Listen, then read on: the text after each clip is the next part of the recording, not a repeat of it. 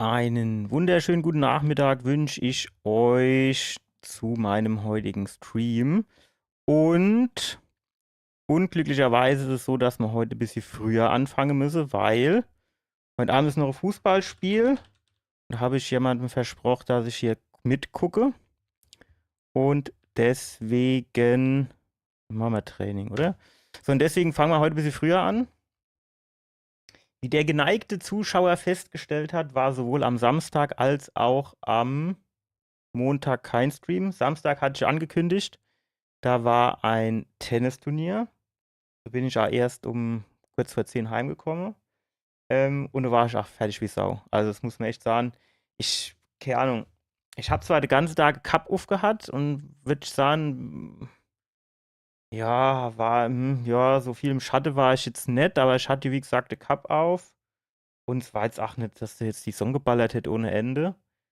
Aber ich war fertig ohne Ende, obwohl ich nur ein Spiel gemacht habe. Naja, gut. Und dann kurzfristig ist mir am Montag noch was dazwischen gekommen, also eigentlich zwei Sachen. Punkt 1. Es war so, dass ich donnerstags oder so gesagt habe, hier, am Samstag kann ich das Auto abholen. Tja, stellt sich raus, am Samstag hatte ich Tennisturnier, also da konnte ich das Auto nicht abholen. Und deswegen habe ich gesagt, ah ja, dann am Montag 15:30 Uhr. So, und jetzt muss man ja fairerweise sagen, mir war ein bisschen früher dran, also ich war um kurz nach 1 dort, das haben wir auch relativ schnell gekriegt, das Auto. Mir war dann auch bei Zeit daheim, so, sagen wir, wann war man daheim? Vielleicht so 4, halb 5, so irgendwie, ja.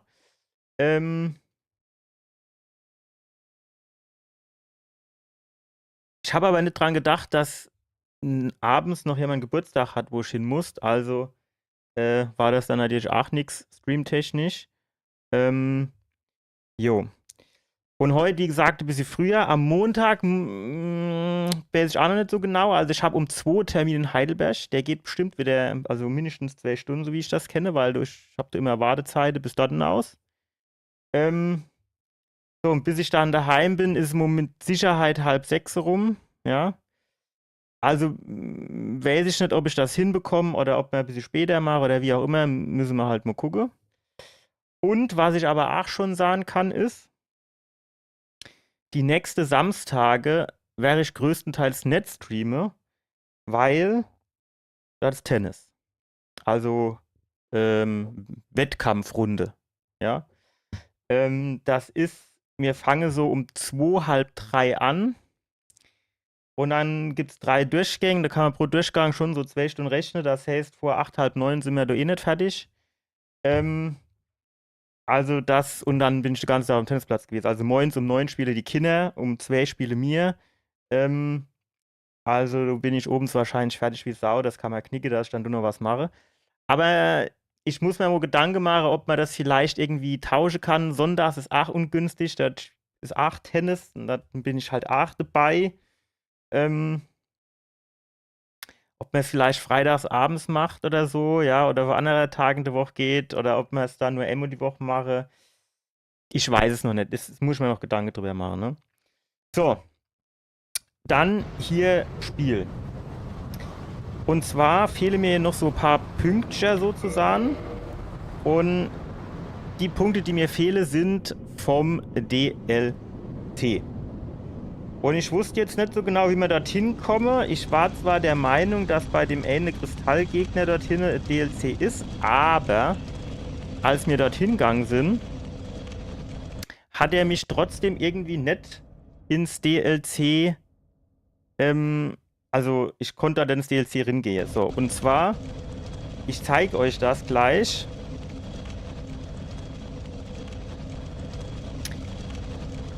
Es war nämlich irgendwie so, dass man, also das war, wir hatten ja in diesem Dark Brood Buzzer oder wie das heißt, hatte man ja diese Hydra bekämpft. Und dann sind wir links die Wand entlang gelaufen und dort war so goldener Kristallheinz. Den haben wir platt gemacht, war gar kein Thema. Und man muss aber dann in diesem Archiv des Herzogs auch noch diesen blauen Kristallheinz kaputt machen. Und erst dann konnte ich quasi, oder kann man quasi in dieses DLC-Gebiet reingehen. So, das haben wir ja gemacht, aber wir sind seitdem natürlich auch nicht mehr gucken gegangen. Sprich, jetzt teleportieren wir uns dorthin. Dann gehen wir dorthin. Gehen ins DLC. Und wenn wir das DLC gemacht haben, und dann gehen wir wieder zurück und machen den finale Bossgegner. Ob man das heute alles packe, ich bezweifle es, aber wir fangen mal an. Ja? So, und jetzt ist nur die Frage, wie man in dieses Darkroot Bassin komme. Oder zu dem See. Also, wenn ich das richtig im Kopf habe, gibt es doch einen Shortcut, wo man quasi Havel kaputt gemacht hat. Und den Havel haben wir wo kaputt gemacht? In irgendeinem Turm, wo man runtergehen konnte und hoch.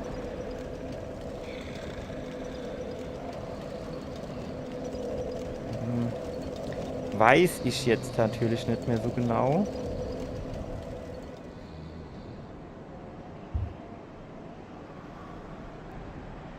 Das hier hoch?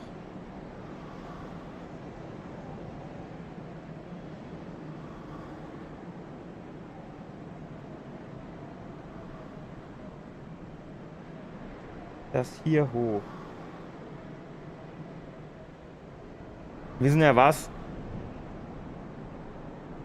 Ist egal. Der geht lange Weg.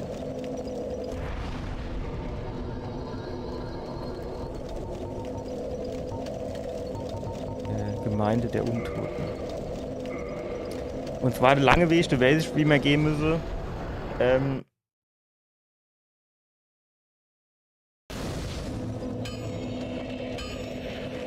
Ich glaube, ich weiß, wie ich gehen muss.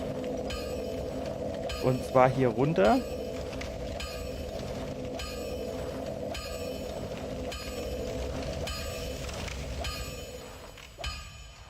Und dann gehen wir vorne rechts, gehe runter das Bassin runter und dann müsste unten eigentlich dieser See kommen.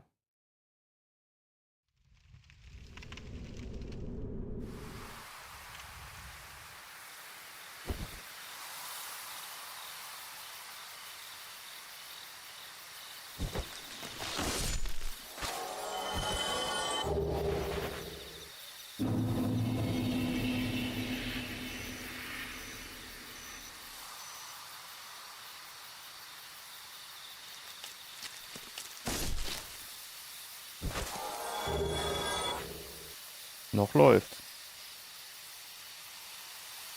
Muss man natürlich fairerweise sagen, wir sind relativ stark am Anfang. Ich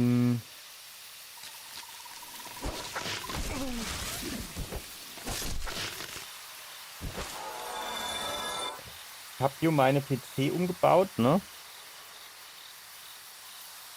Also, ich habe mir so Halterungen gebaut für an den Schreibtisch dran. Ich sag eigentlich relativ geil. Ich habe hier so höhenverstellbarer Schreibtisch. Das einzige Problem ist quasi der dicke Stempel ist unten und die dünne fahre oben in den dicke Stempel rein und raus. Und das ist insofern ungünstig. Dann müssen natürlich die Kabel flexibel mit hoch und runter fahren. Ne? Geiler wäre es jetzt natürlich gewesen, wenn der dicke Stempel oben wäre. Es gibt nämlich auch Schreibtische, wo es so ist, höhenverstellbare. Und dann hätte man das oben dran machen können, dann wäre der PC immer mit hoch und runter gefahren. Das wäre natürlich richtig geil gewesen. Habe ich aber nicht. Jetzt war ich mir überlegen, holst du ein neues Gestell, aber ich habe jetzt echt keinen Bock. Also ich meine, keine Ahnung, kriege ich wahrscheinlich für 150, 160 Euro oder so. Wenn es ein bisschen besseres ist, vielleicht 200 Euro. Mal davon abgesehen, dass ich das Geld nicht ausgeben möchte, muss man natürlich auch sagen, habe ich genau gar keinen Bock, den ganze Schreibtisch jetzt wieder umzubauen, die Platte und alles drum und dran. Und jetzt lassen wir die Kabel ein bisschen länger, dann geht's auch. Aber was ich jetzt eigentlich sagen wollte, ist Folgendes. Ich habe dann quasi Netzwerkkabel neu verlegt oder will ich neu verlegen, was weiß ich. Da habe ich Abschnitt und habe dann die Drähtchen alles rausgemacht und da waren so kleine Drähtchen drin. Da habe ich ein paar Stück erwischt. Die sind jetzt hier auf meinem Schreibtisch. Die piekst wie Sau. Ich habe eigentlich gedacht, ich hätte sie alle runtergeschmissen, aber irgendwas piekst hier noch immer. Naja.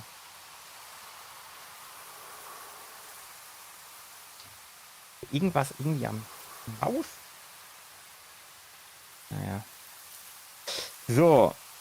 Jetzt pass auf. Hier, ich glaube, hier war Sackgass und ich glaube, hier hinter ging es zum See.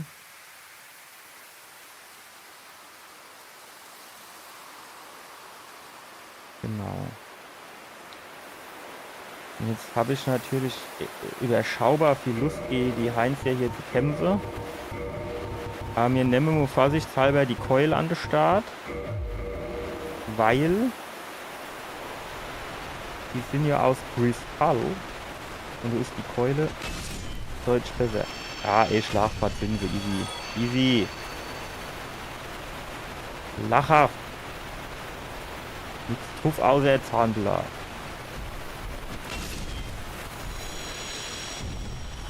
Eigentlich würde ich gern alle Gebiete erst dann machen, wenn ich so ausgerüstet und hochgelevelt bin wie jetzt. Aber irgendwo müssen die Level halt herkommen, ne? Mir fehlt, glaube ich... Also jetzt müssen wir hier ein bisschen gucken, nicht, dass wir hier irgendwie wieder Abgang machen. Aber ich glaube, hier am Rand kann man ziemlich gut entlang laufen. Mir fehlt, glaube ich, noch ein Drachenstein oder sowas. Den habe ich irgendwann mal an irgendjemanden verfüttert. Und genau der fehlt mir jetzt natürlich. Stark. Um mein Schwert auf plus 14 oder plus 15 oder so zu machen. Also erstmal plus 14 und plus 15 brauchen wir dann so Brocke, den habe ich aber.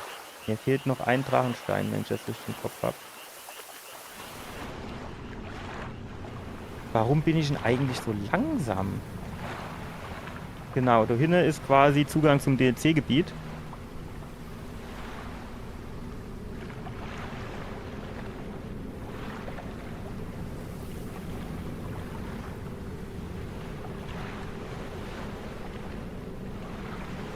Tempo, ja? Wenn du so hingeht, man nennt gar nicht, dass dieser Ball größer wird. Na, jetzt.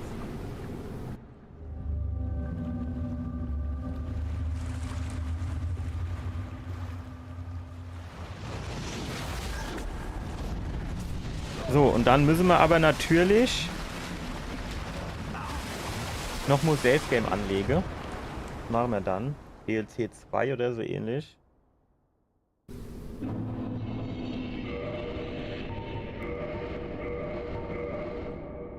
So. Neuer Ordner. 18 DLC 2. So, und dann nennen wir nämlich das so, nehmen wir auf 19. So. 19. Zack. Und dann importiere mir Save Game. Rename 01. Eingang. Fertig. Fortfahren. So, dann bin ich mal gespannt. Ach, übrigens, bevor ich vergesse zu sagen, ein bisschen Eigenlob muss auch sein. Mir hatte ja am Samstag, wie gesagt, das Tennisturnier. Das war mehr so Hobbyturnier, sagen wir mal, ja. Aber wir sind Erster geworden. Ich habe zwar nur ein Spiel gemacht, aber das habe ich gewonnen. Und ich war tatsächlich auch der Einzige, der gegen den gewonnen hat. Da ist hier jetzt ein Bossgegner am Start. Ich glaube schon. Ich glaube, ganz am Anfang war ein Bossgegner. Ja, genau. Ein Mausoleumswächter. Der Lappe. Hoffentlich kann der nicht.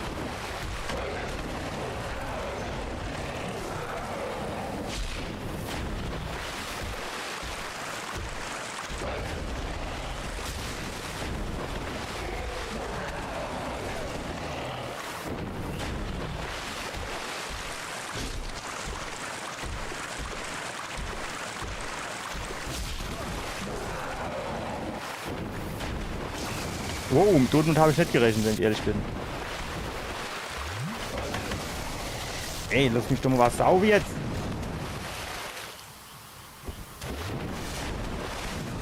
So, jetzt sind wir wieder am Start. Ey. Toll.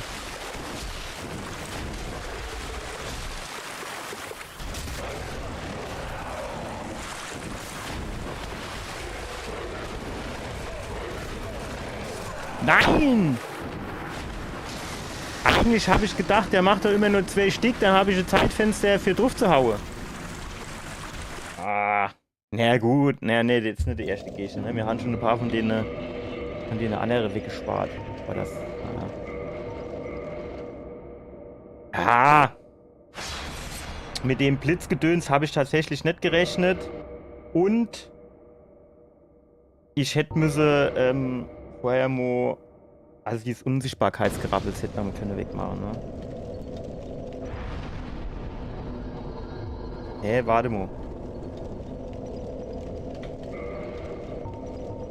Ich hab doch geladen.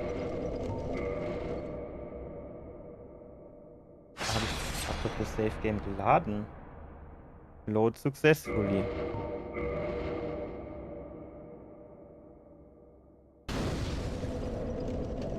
Warum hat das jetzt nicht funktioniert mit dem Importieren und Laden?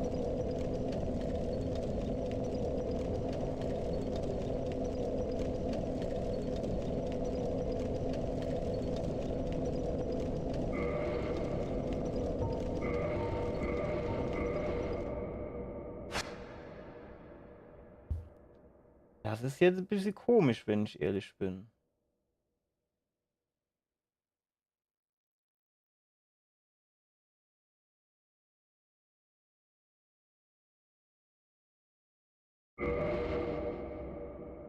Drück hier auf Save Game laden. Dann steht hier Load successfully. Fortfahren. Und dann hat er aber das Save Game nicht geladen. Warum ist das so?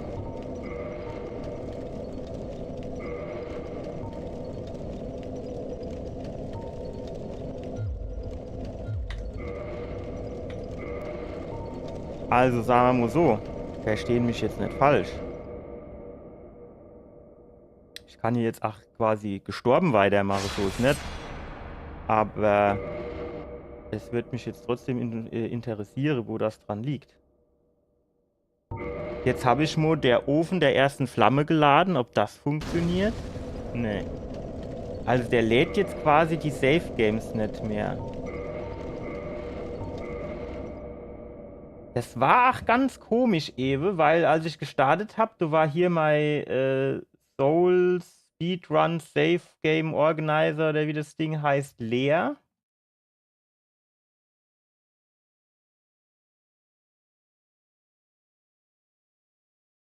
Safe Game Location.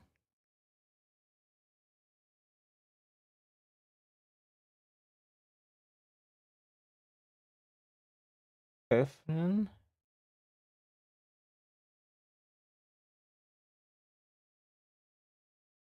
Filename needs bla bla bla. Ja, ist schon klar jetzt.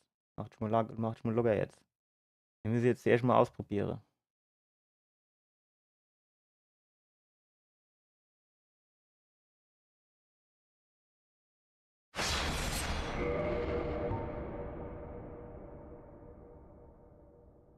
Probieren wir das nochmal aus.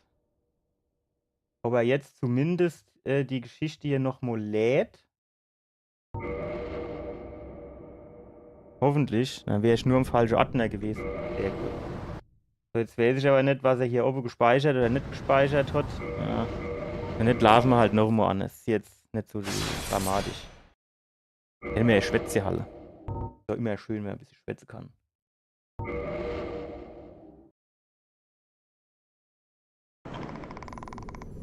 Jo. Das ist wo auch immer. Ne, alles klar. Also dann gehen wir das halt nochmal neu hin. Ist ja kein Problem. Machen wir das halt.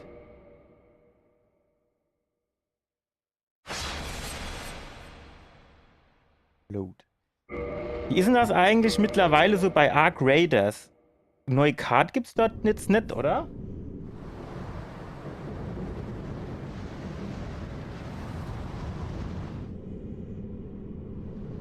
Könnte man schon eigentlich auch nochmal spielen, wenn man mal ehrlich ist.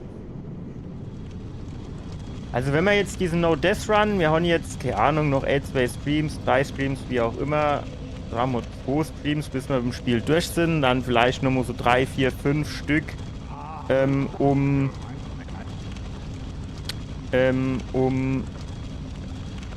den ein oder anderen Gegner nochmal zu üben, oder die eine oder andere Passage nochmal zu üben, wie auch immer, ja. Und dann könnte man den starten, ja, was haben wir jetzt? Ende April, Anfang Mai, ja, vielleicht so irgendwann im Juni oder so. Ende Juni, ja, wir müssen halt einmal gucken, ich bin ja Anfang Juli irgendwann im Urlaub. Aber ja, so grob. Und dann habe ich mir überlegt, also auf der einen Seite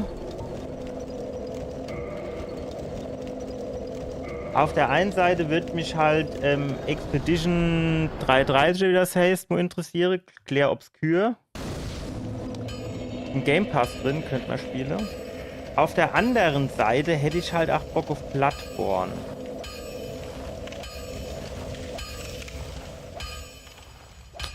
Also da bin ich mal überlege, was man als nächstes mache, aber ja gut, also das dauert mir bestimmt noch 6 bis 8 Wochen.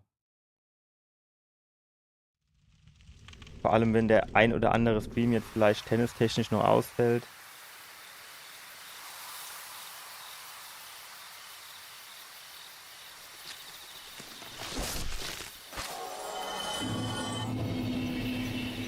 Hat der das jetzt aufgenommen oder nicht?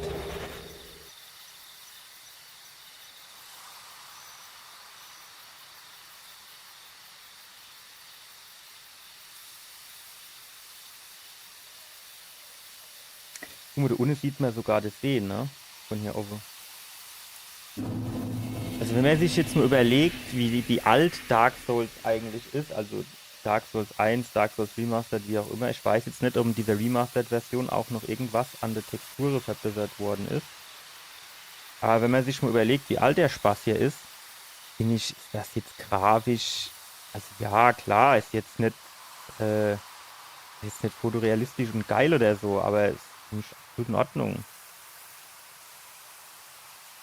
Also man kriegt jetzt nicht irgendwie, keine Ahnung, Augenkrebs oder so. Gut, man verguckt sich auch ein bisschen, es ist noch nicht, also es ist schon alt, aber es ist jetzt auch noch nicht so extrem alt, jetzt zum Beispiel, ne? Also, wenn man jetzt mal guckt, sowas wie zum Beispiel Jedi Knight 1, 2 oder so, ja, das ist natürlich noch ein paar Jahre älter. Das ist natürlich, das kann man sich grafisch hier quasi gar nicht mehr geben. Ich hätte schon irgendwie noch ein bisschen Bock drauf, aber also das hatte ich nur vor ein paar Jahren, schon länger her. Hatte ich da nur echt, ich dachte, ey, ich hatte jetzt schon mal Bock, das Spiel zu spielen. Ja, hier schön als Jedi dort durchzugehen und alles so, ne? Aber konnte ich nicht machen. Grafik, das geht gar nicht. Gut, es gibt hier, wie heißt das neue Jedi-Spiel?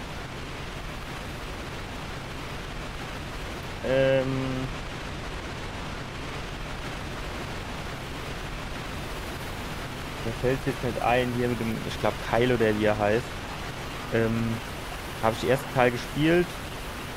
War auch okay alles, ja. Zweite Teil habe ich angefangen und die Lust verloren.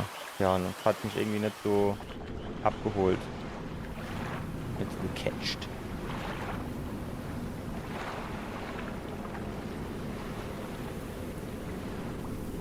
Ja. Ich meine, das ist natürlich, ne, früher waren natürlich die Texturen insgesamt schlechter und die Grafikeffekte und so.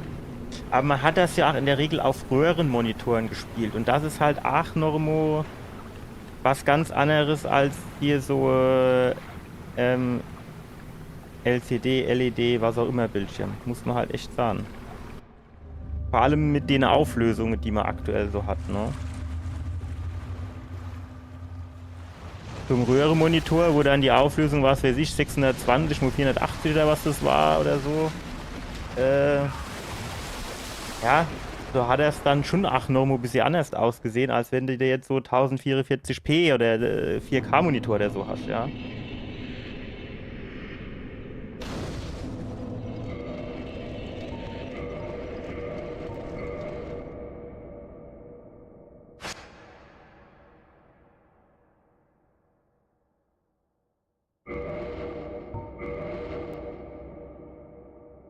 Wir machen jetzt aber mal Probe, bevor wir hier weitermachen. Wir gehen mal hier hoch.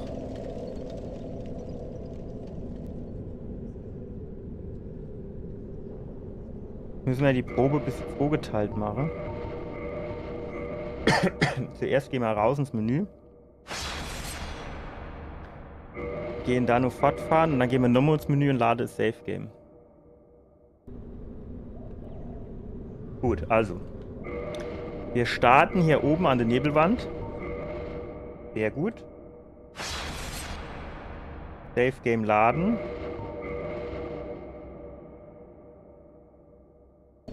Jo, super. Geht wieder. Einwandfrei. So, jetzt tun wir die Ringleger tauschen.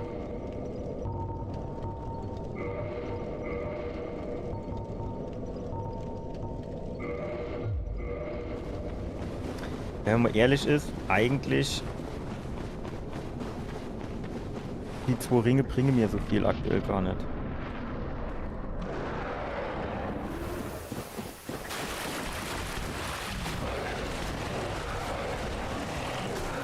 Warum ist denn der jetzt immer so aggro? War er da vorne auch nicht?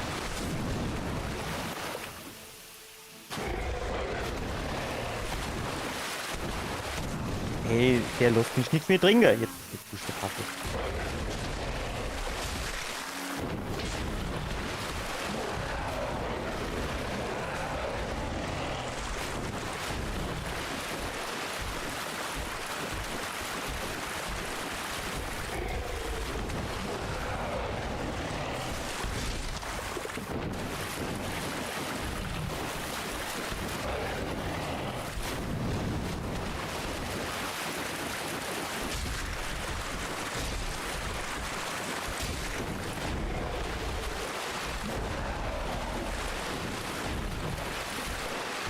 Den Schwanz, den hat er noch gar nicht im Gebrauch gehabt eigentlich, ne? Der hat bestimmt noch eine gute Fahrt.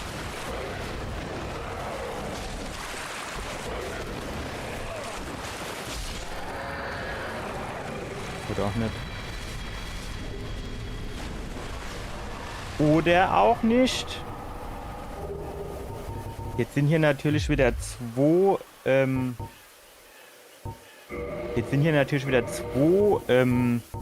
Nebelwände aufgegangen. Ich weiß jetzt nicht, welcher die, also wo wir herkommen sind und wo wir hin müssen, ne? Ja, das warte mal. Und da hatte man noch irgendwie...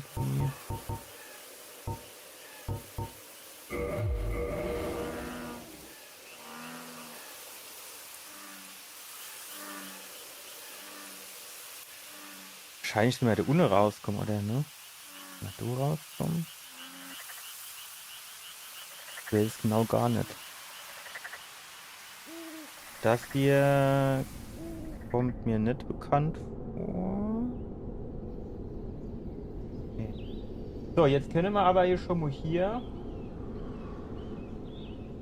Sanctuary Garden, 5 Punkte mehr. Könnten wir eigentlich noch mal direkt.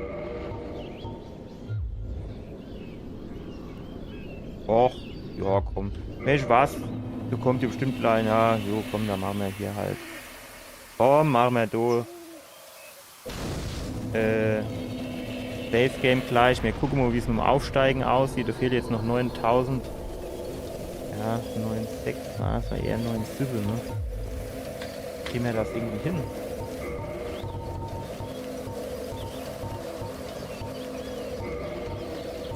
Wie viel wäre die wohl gäbe? Armut 4. Ja, das war wohl eher zu wenig.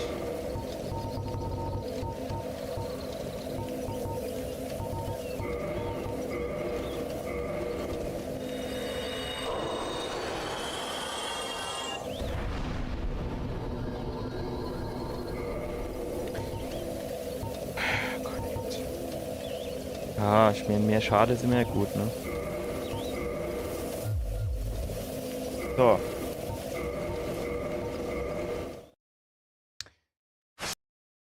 Importieren. Umbenennen 02 LF2. Wie heißt das Ding jetzt? Royal Woods. Wird irgendwas anderes gestanden, ne? Aber ich weiß jetzt tatsächlich nicht mehr so genau was. Ostrasil oder so ähnlich. Ostrasil Township oder so wahrscheinlich. Sieht man das, wenn wir jetzt hier nochmal zurückgehen und nochmal neu hier rein? Sieht man dann wieder, wie es heißt? Ich glaube schon, ne? Nur die Frage, muss ich jetzt so weit zurückgehen, bis er quasi nochmal ein anderes Gebiet anzeigt?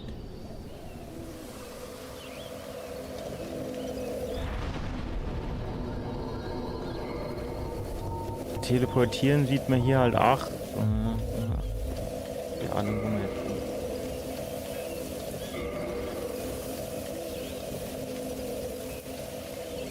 So, jetzt sind hier, also hier war ich noch nie in meinem ganzen Leben. Well, from what faraway age has that but not I thank the Princess Snack and so. Jo, klar. Thank you. Keine Ahnung, was ich zugestimmt habe, aber wir machen es Guardian einfach. of this sanctuary, something of a godmother to Princess Dusk. I shall assist thee to my utmost, for I am one with the sorcerers of Urasil. Gegenstand kaufen, was haben wir da im Angebot? Reparaturpulver. Brauchen wir nicht. Und alles andere können wir uns nicht leisten. Ja, geil. Dann lassen May wir the es. flames guide. Nee, Herr. Ich will nicht mit dir schwätzen. So, jetzt. Dann, du Puppe, du isst da immer Blaues.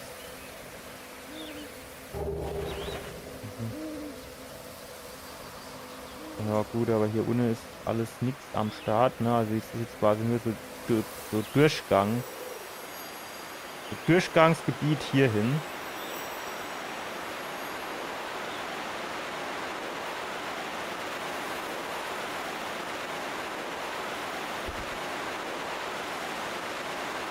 Okay, da oben sind so ein paar Wächter.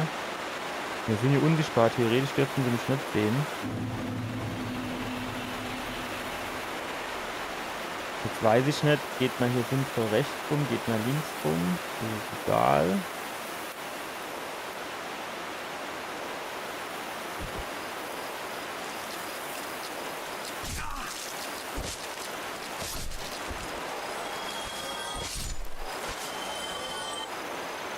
Ja gut, sagen wir, so viel aushalten tun sie nicht. Und ansonsten, wenn wir hier hochkommen, ja gut, wird dann wahrscheinlich egal sein, ne? Wie rum er jetzt hier hochgeht. Ist das eigentlich das gleiche Gebiet wie vorhin, wo dieses Nebelding war? Also vorhin, ne? Wo wir schon mal durchgegangen sind? Das ist ähnlich mit den Büchern und so.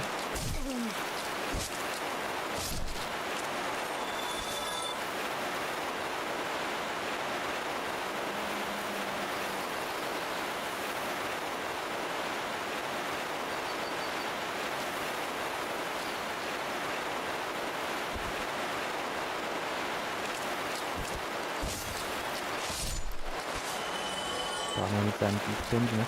Ist eigentlich schon brutal von mir so, ne? Dass ich hier jetzt quasi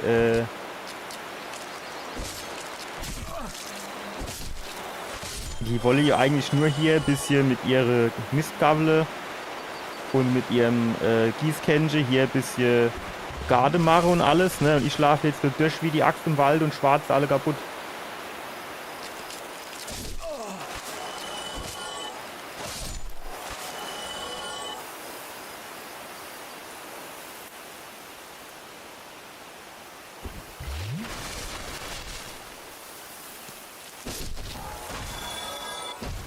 Der so sieht aber groß aus, ne?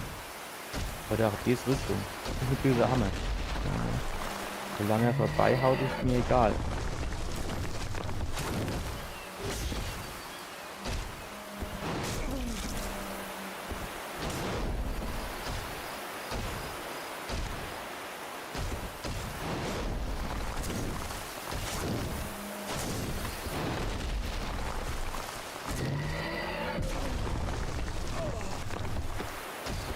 hatte eigentlich so einen Plan gehabt, dass der jetzt kaputt ist.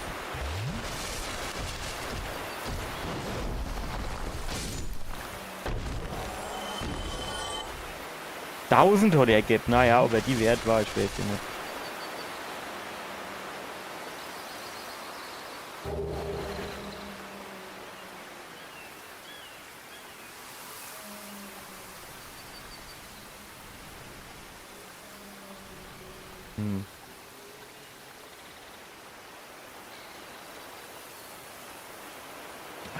Ich weiß außerdem auch nicht, wo man hier hin muss.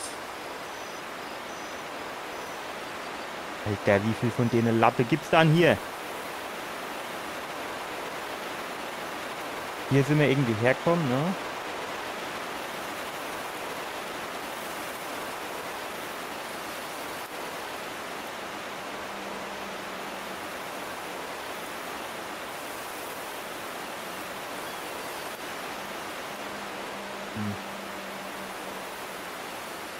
Also das Problem ist ein bisschen, ich habe halt keinen Bock, jetzt die 3 Gegner gleichzeitig zu kämpfen.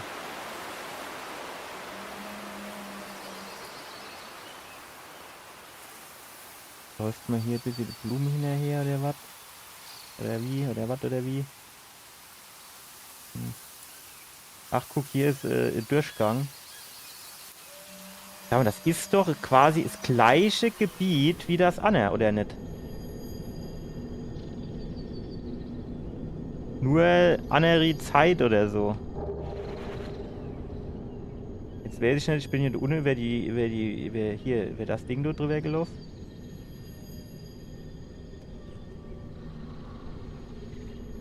Muss man wahrscheinlich irgendwie vorher freischalten, das ist dann bestimmt Aufzug oder so.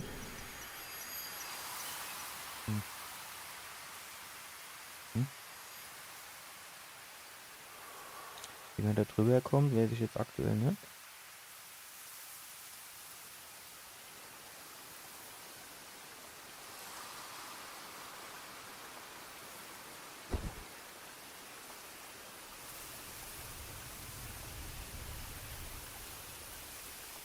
Ja gut, wahrscheinlich dann hier über diese Brücke, über die wir eben nicht gegangen sind, ne? Also, das scheint ja dann eher so zu sein, dass das hier oben so sackgassemäßig ist.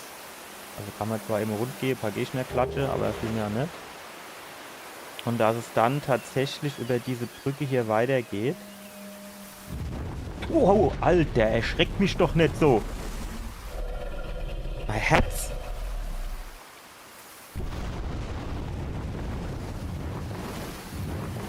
Jetzt ist er abgehauen. Vielleicht. Ja, der guckt jetzt. Stimmt. Black Dragon Palamet.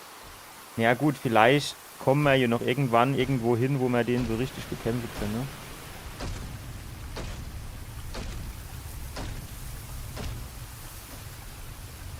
Macht nur so Krach.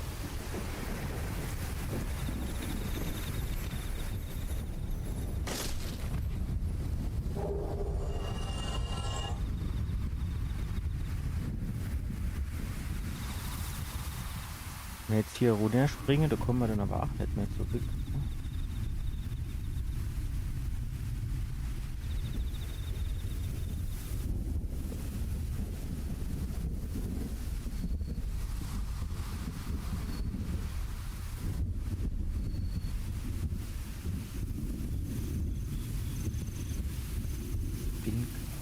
Da kommen wir nicht. Kommen wir drüber, da gibt es ja nichts Versuch drüber zu springen, ne?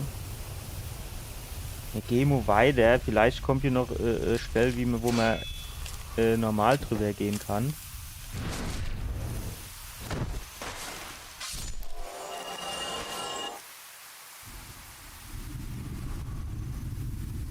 Ja.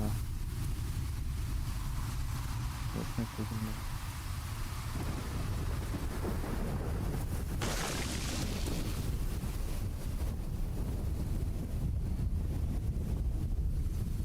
Hier kann man hoch.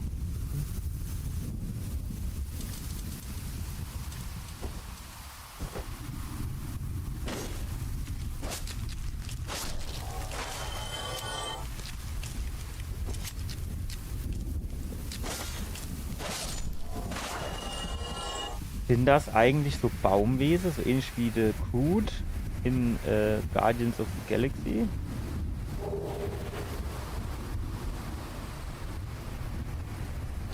Ja gut, wenn wir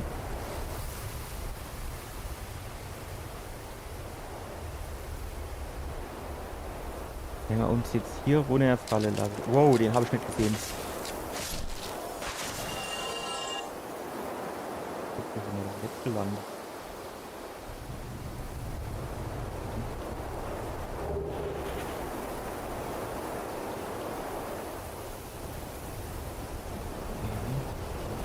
Alles sehr, wie soll ich denn sagen, undurchsichtig, komisch und nennen wir es nur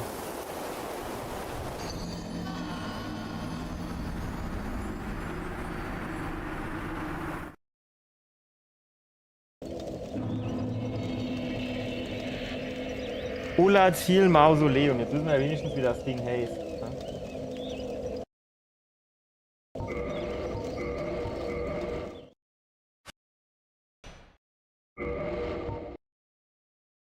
Rename. Ola-Ziel Mausoleum.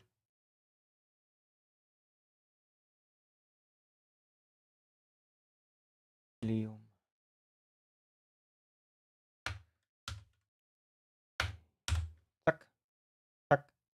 Laden, fortfahren.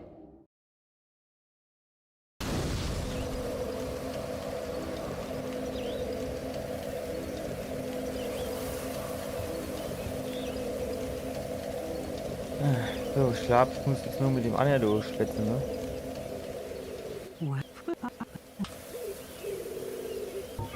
Thank you. May the flames guide thee.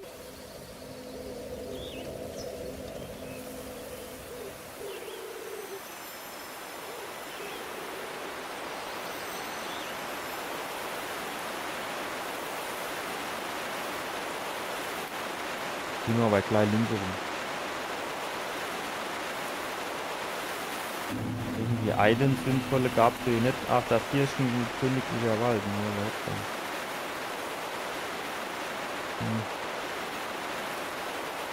Die Trick, die war da hin irgendwie, ne?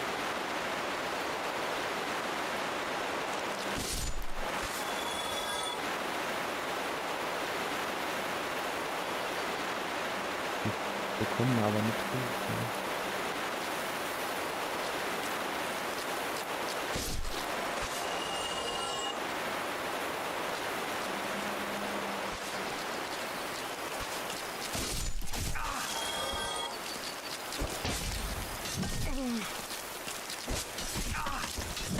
Ah, der Weihwärts mir aber unheimlich, du.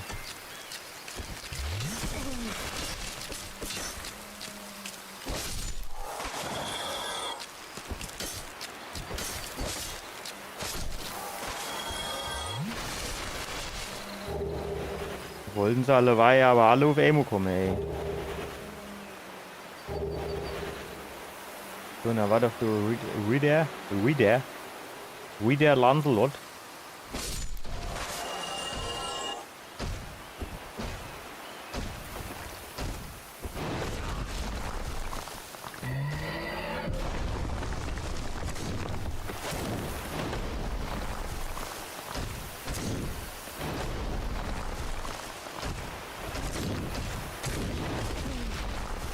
Ja, ich hatte irgendwie so die Hoffnung, dass es reicht, um mich kaputt zu hauen, aber er hat natürlich noch gut. Ja, eigentlich tut er halt schon mehr hinhauen, ne?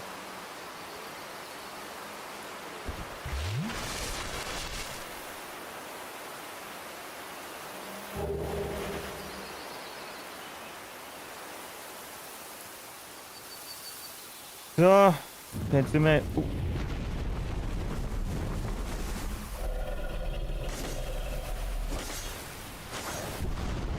Das hat sehr gut funktioniert. Dass ich da überhaupt Schade gemacht habe. Obwohl ich ihm auf seine Klauen gehauen habe. Ne, hier, wart. Wenn wir hier nicht herkommen? Wird's los?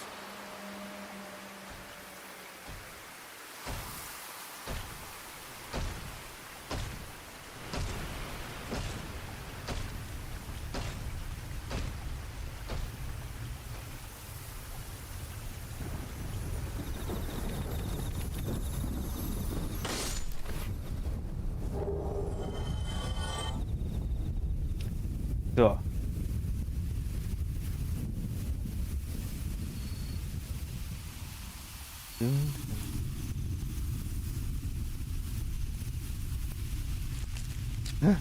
Ah, du gehst nicht. Jo, tatsächlich. Habe ich nicht gesehen.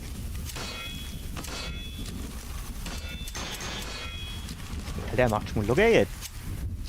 Wieso HB-Menschen?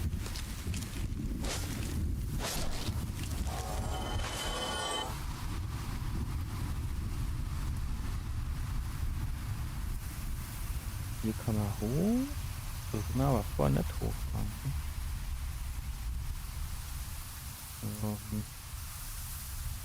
Ich habe halt keine Ahnung, wo wir hin müssen, wenn ich ehrlich bin.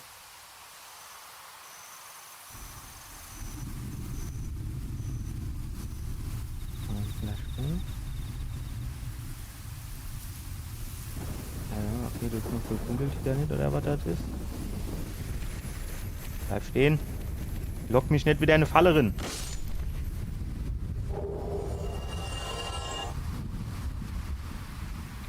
Aber ist das nicht das gleiche Ding, wo man... Nee, war es nicht. Geht das hin?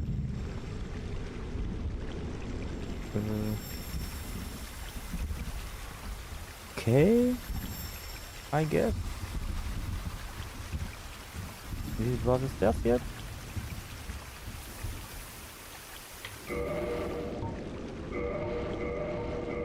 Hamo Safe Game.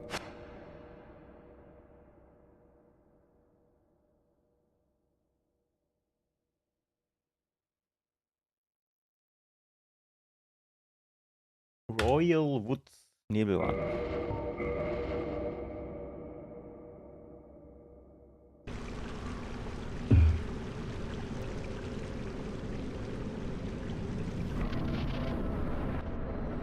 Sieht mir ein Bossgegner aus.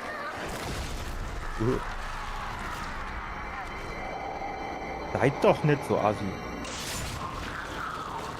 Hashtag nicht. Ist das der Ritter Artorias? Hätte ich hier noch im Angebot.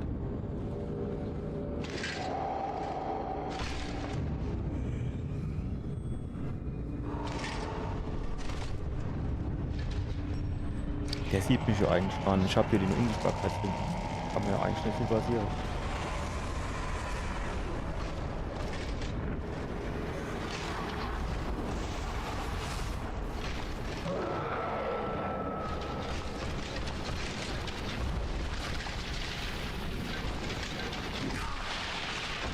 Ich hätte ihn jetzt schon gern gehauen.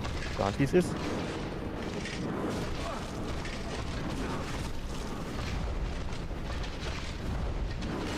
Ja, stark.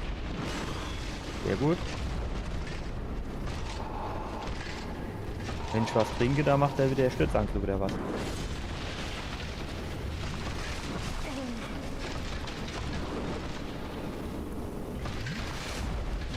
Wie viel Schade ich schon gemacht habe, ne?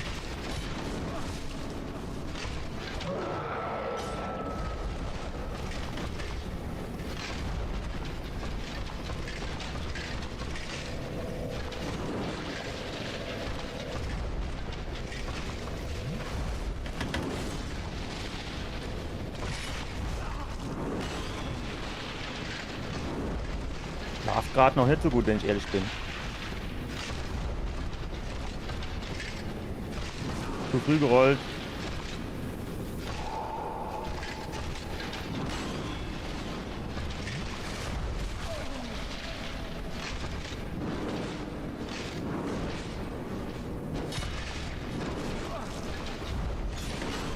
Tot.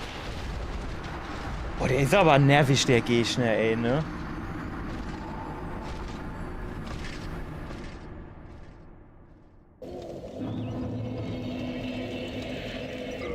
Der ist echt nervig.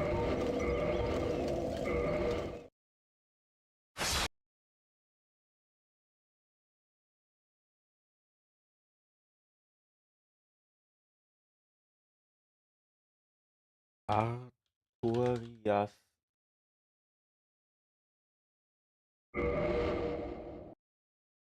Laden, fortfahren. Ich meine, wir könnten natürlich jetzt theoretisch schon mal hingehen und hier nochmal die Ringleger tauschen. Das ist da eine. Den da. Und man könnte halt theoretisch auch sagen, komm, wenn wir schon dabei sind, ziehen wir mal schwere Geschütze auf.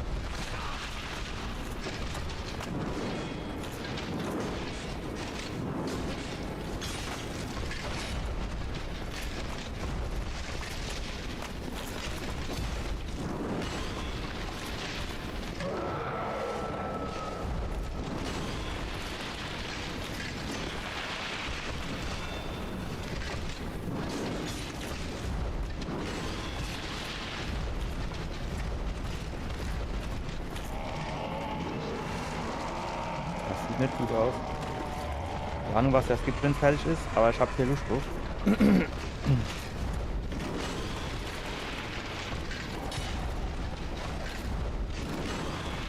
Aua.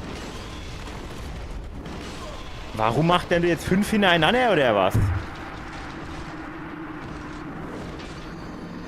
Die erste Phase ist ganz angenehm, aber ich verstehe jetzt zum Beispiel auch nicht. Der hat den Angriff jetzt mehrfach gemacht.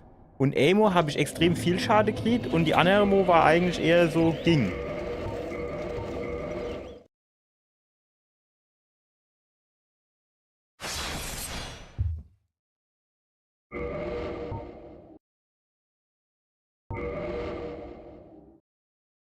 Wir machen das jetzt mal so.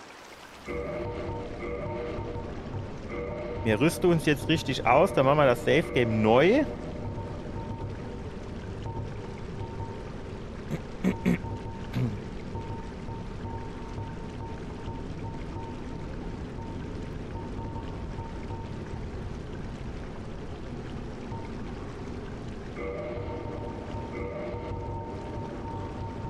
Wenn wir dann nämlich sterben, können wir uns das ganze Gravel hier sparen.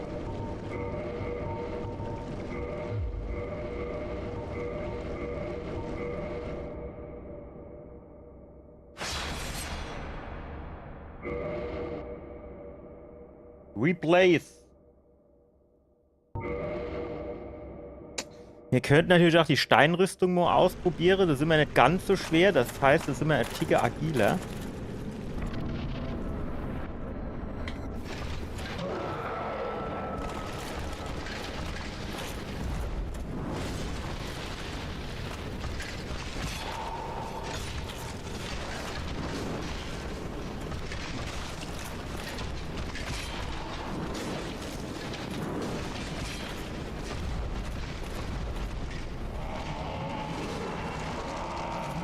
Warum macht denn der jetzt schon so komische Sachen? Vorhin hat er das nur der Hälfte gemacht.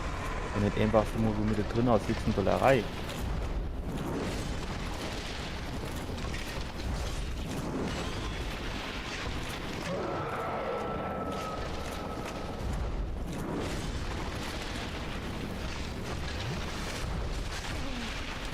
Vielleicht macht der jetzt gerade so viel Schade, weil er hier dieses Gewaber da hat.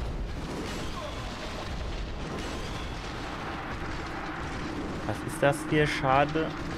Dunkelheitsschade oder wie das heißt, ne? Oder Magie?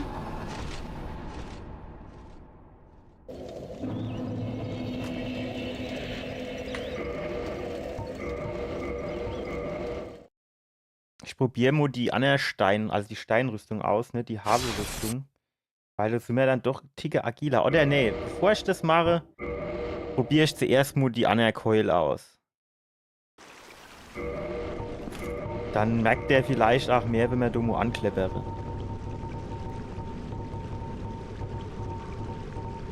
Was ist dann? Muss da jetzt irgendwo hin. So.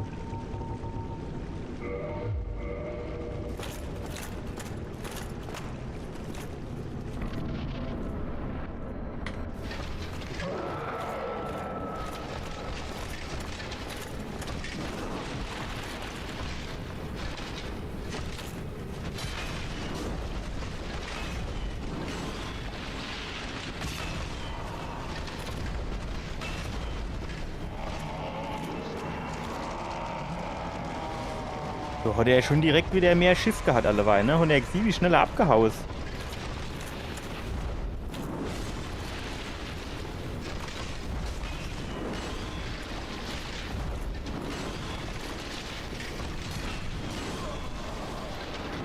Ja, wir sind doch einfach zu schwerfällig. Ich zieh mir die andere Steinrüstung an. Da bin ich dann doch ein Ticke agiler.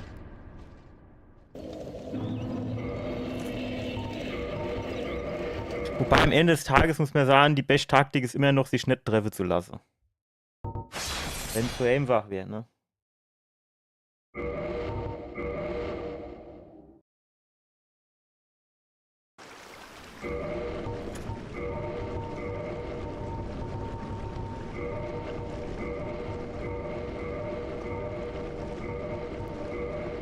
Mich würde mal interessieren, warum ich teilweise so komisch so Sound, also so, als würde es übersteuern habe.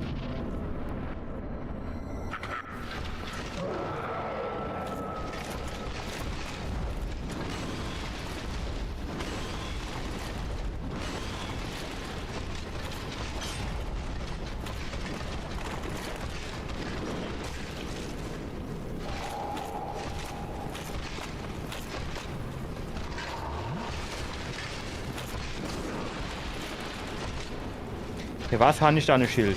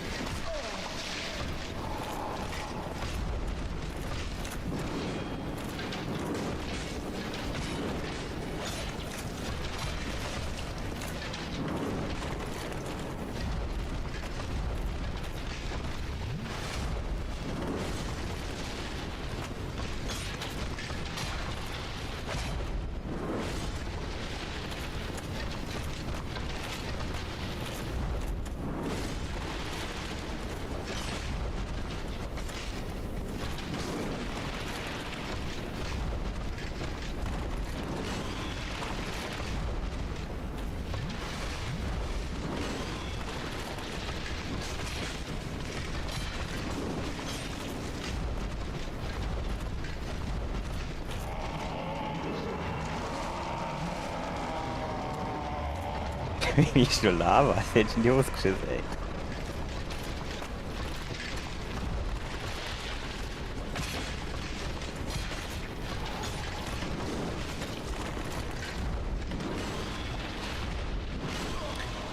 Ey, was der do einen Schaden macht, das ist doch nicht normal, ey. Ey, Schlacht ist die Viertel von meiner Energieleist weg. War auch erst in dieser 2. Phase.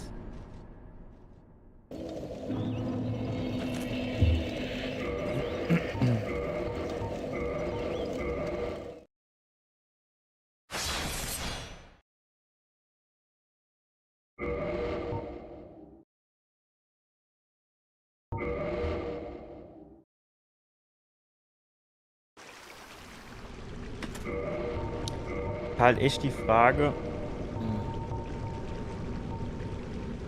ob ich mal ganz normal Rüstung anziehe, weil ich so halt einfach agiler bin, ne? Aber der trifft mich halt schon auch ab und zu mal. Also ist schon eigentlich auch nicht schlecht, wenn man dann, ne?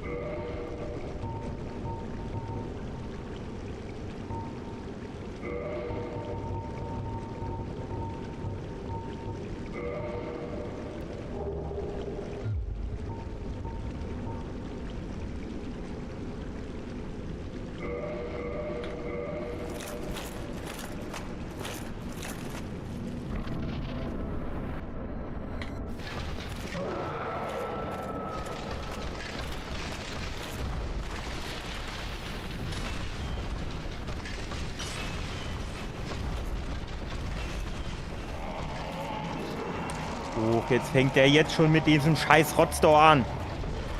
Kann ich den unterbrechen, wenn ich den dort treffe?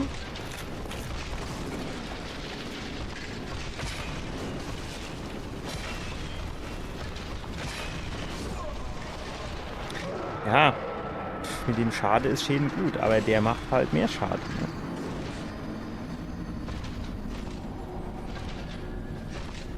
Ich probiere mal nochmal mein normales Gewand. Ob man da nicht einfach an der einen anderen Stelle einfach ein bisschen mehr ausweichen kann.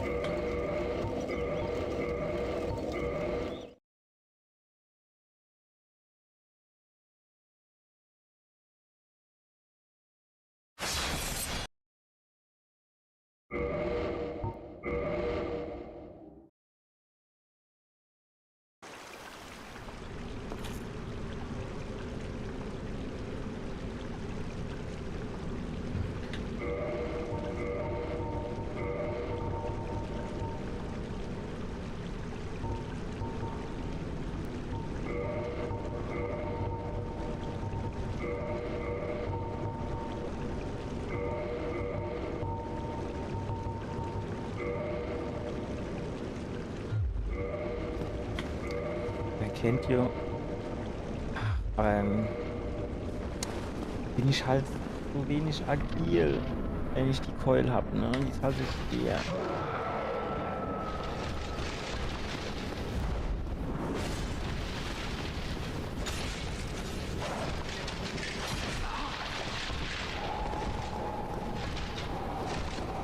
Ich sag vielleicht immer ein bisschen geduldiger spielen, also welche warte, bis er so irgend so dummer Angriff macht.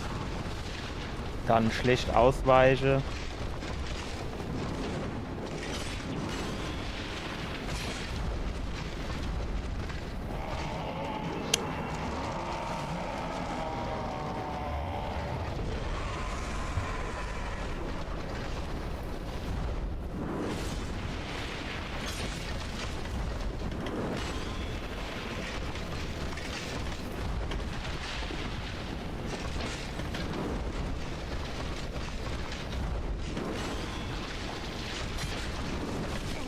Wow. So wäre ich ja froh, der die Viertel vom Schade mache.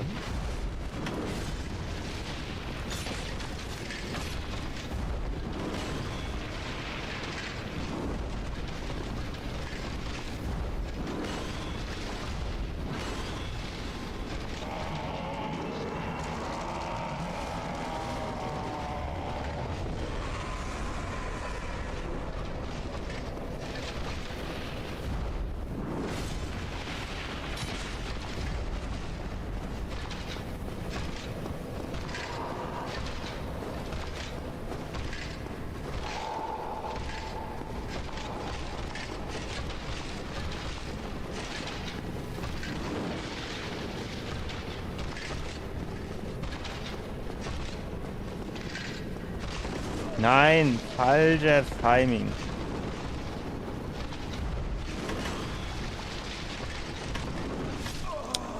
Jose muss falsche Timing, bist du direkt gefickt. Aber mir gefällt das so besser mit dem Ausweichen, muss ich ganz ehrlich sagen. Männer, man kann den parryen.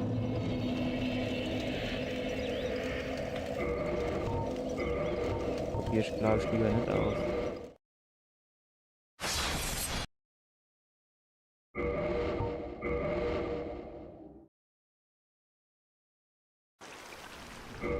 Müsste halt dann nur ein bisschen mehr Schade machen einfach, ne? Wäre jetzt halt geil, wenn man das Schwert auf plus 15 hätte. Das geht dann auch nochmal gut, Stück mehr Schade machen.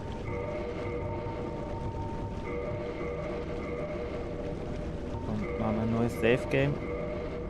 Mit dem Gewand, das läuft mit dem, ist glaube ich echt besser.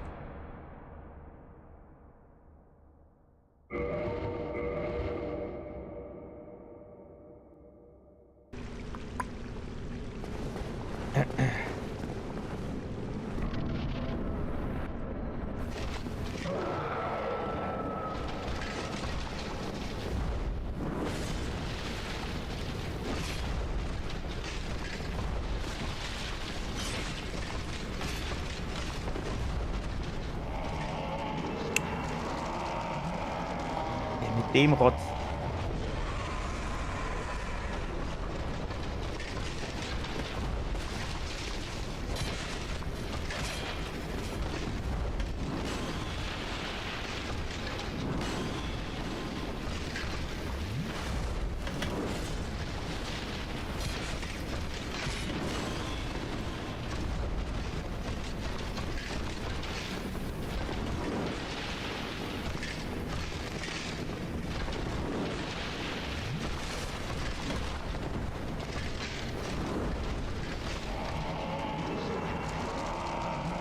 Und wenn der den Kram macht, dann kann ich mich auch hochheilen.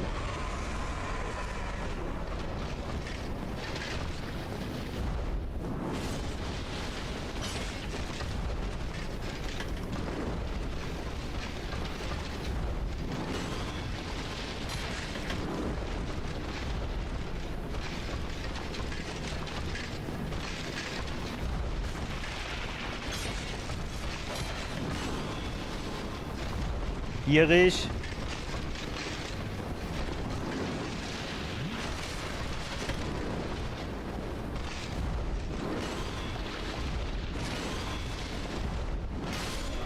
Nein! Ha! Gleichzeitig!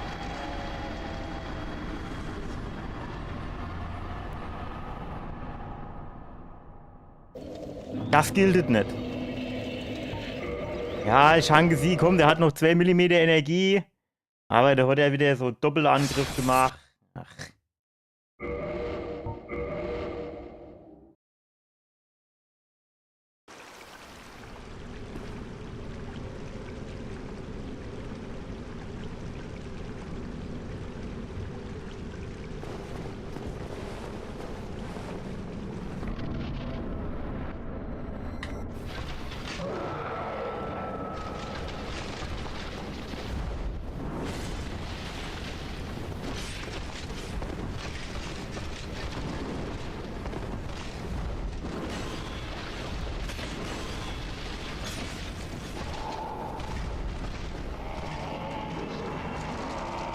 Mehr könnte es mal beim nächsten Mal. Da rüsten wir noch ein bisschen Harz aus. Und dann gucken wir mal, wie der so Harz fertig.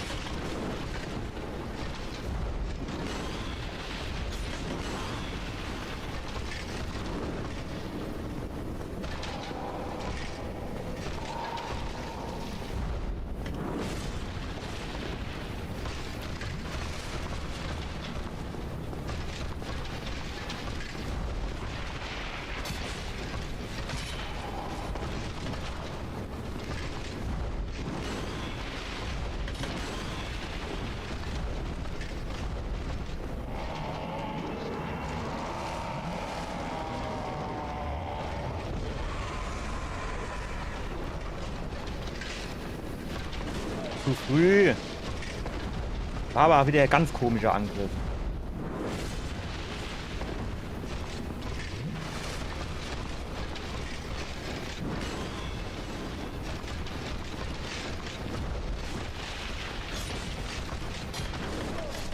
Och, was ist so Doppelschwinger, ey. Hat er vorher noch nie gemacht.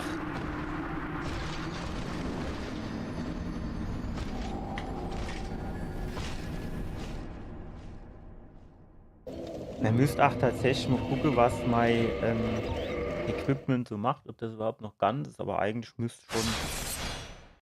Kann mich nicht daran erinnern, dass, also normal tue ich immer mal von Zeit zu Zeit ein bisschen repariere.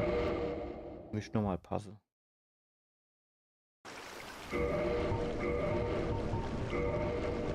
Haben wir überhaupt noch ein bisschen Harz am Start? Ah ja, du 2 Stück, naja gut, sagen wir mal so. Die Welt ist es nicht, ne?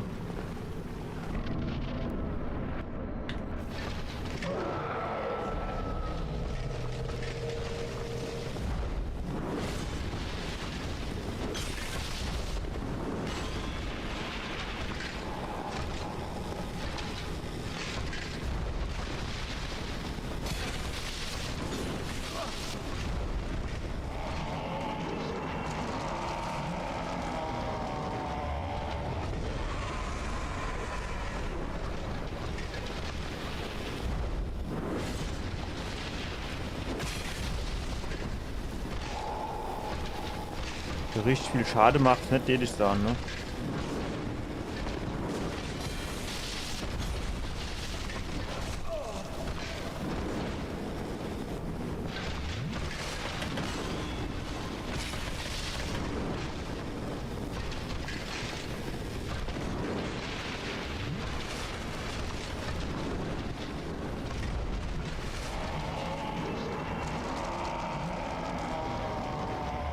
Also das Harz kann man sich sparen.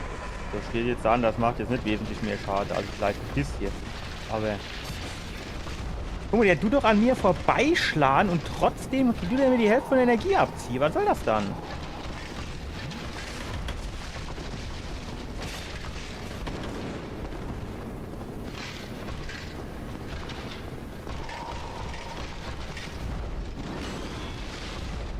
Ja, natürlich macht er zwei hintereinander.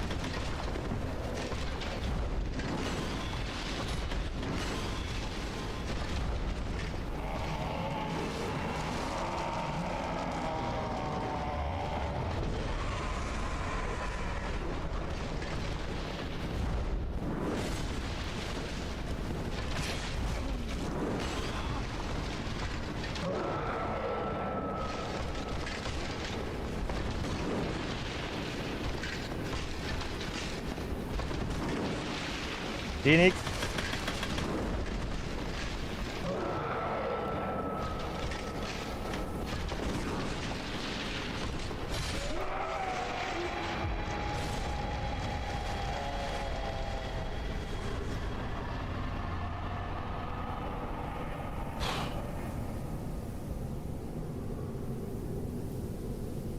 Schwere Geburt, sagen wie es ist.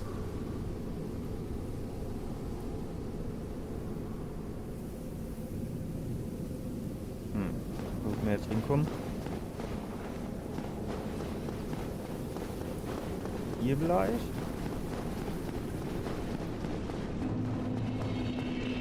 Ja, ich glaube, hier sind wir reingekommen. Ne? Und dann wäre hier theoretisch der Ausgang.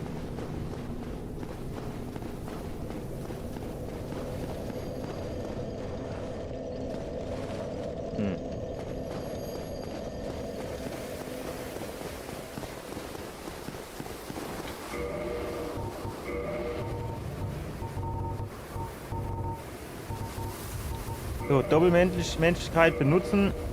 2 Stück.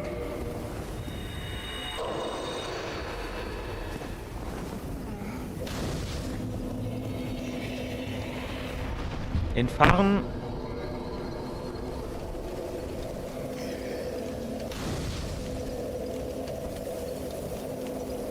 Entfachen.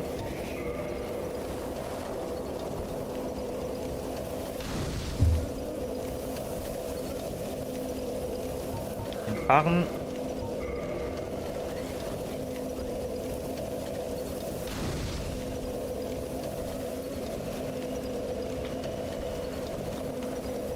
So, jetzt könnten wir noch aufleveln, wenn wir eh schon mal hier sind.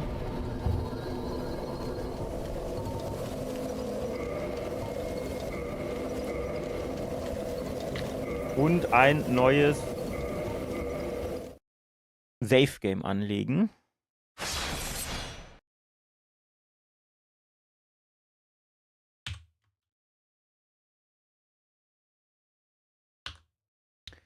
Ich bin mir tatsächlich gar nicht so sicher, wie die Speed hier hieß, wo wir jetzt gerade sind.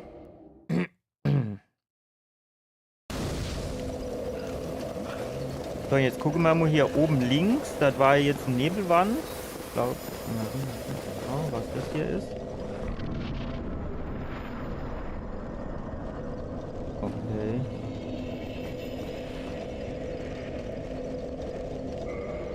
Das ist dann so PvP-Kram oder was?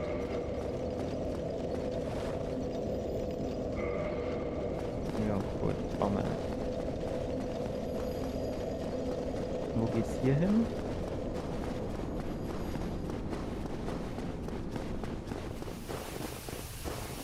Hochgehe, wird dir vielleicht helfen, mir kommt ein Vater, oder? Der ist bestimmt Robbe eben.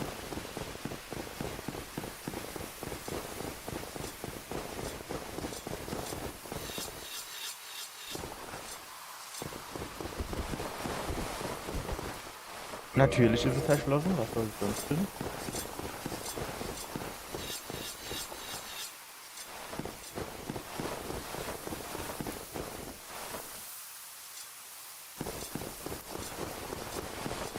Hier so Krach macht, wer sagt den Mensch?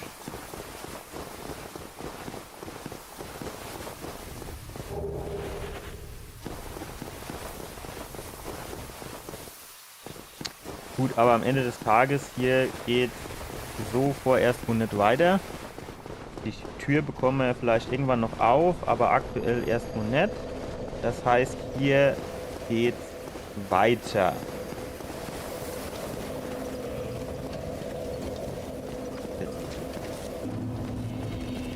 Stadt Ola Ziele. Wow.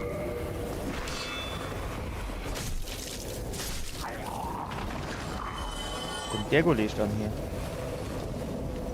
Wollt hier das Safe Game nur noch abändern?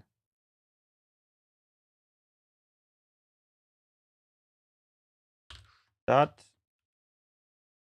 Ola Ziele.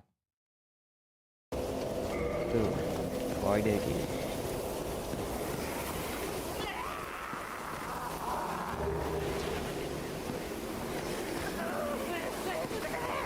Geht mit denen wieder ab.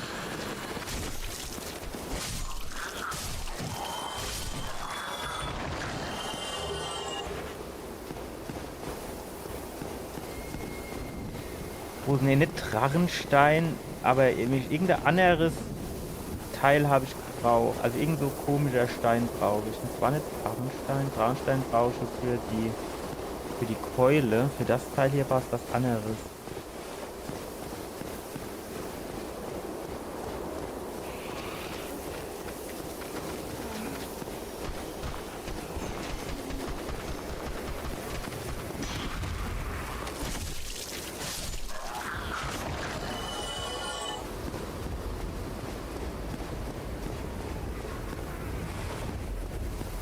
So, keine Ahnung, so richtig geil ist es hier jetzt nicht, ne? Erinnert mich fast. Ah! Mittlerweile habe ich schon gedacht, ich bin tot.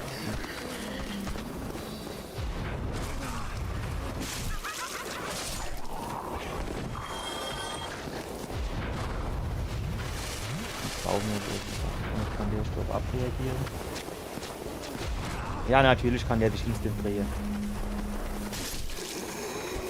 Kann er instant sterben, wenn ich den Hand von Unity.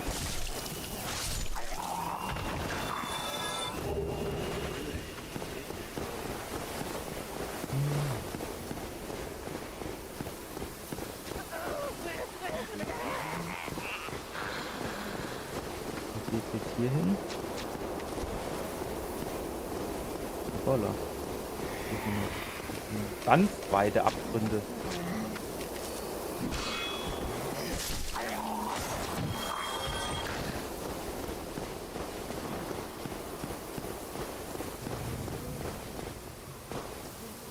Jetzt.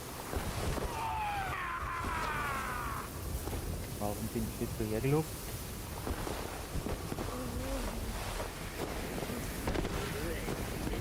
Da bin ich nicht irgendwie Abkürzung oder ist da irgendwas zu brauche oder ist das jetzt wieder nur die Leute verarscht?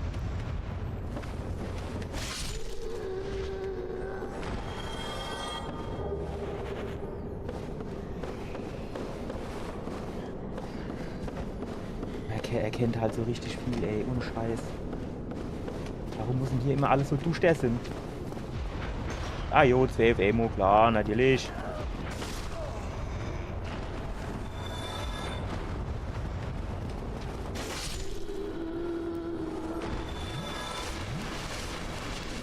Und warum sind die zwei Kisten schon auf? Wer hat die geplündert? Was soll denn der Scheiß? Finstere Kugeln, ja, brauchen wir das nicht.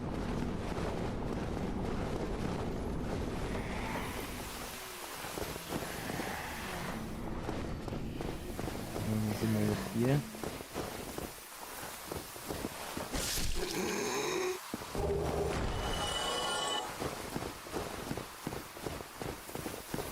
Jetzt bin ich hier wieder so irgendwie so abseits vom Weg. War hier nicht auch noch irgendwo Ausgang?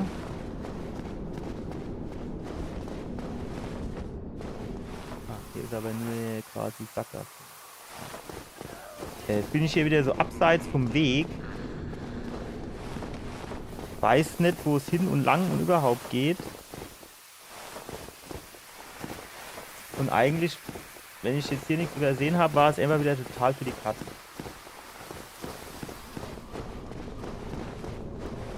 Und das hier, war hier schon.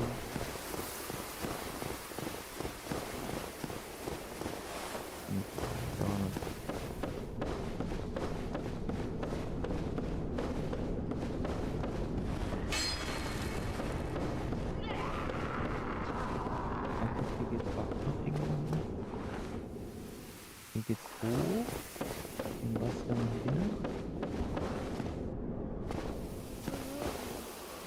Hier sind wir, glaube ich, im Bett. Kann man so wahrscheinlich wieder mehr oder weniger weg. Ist jetzt dicht, sehr dicht. Ich will keine Ahnung, was das jetzt war.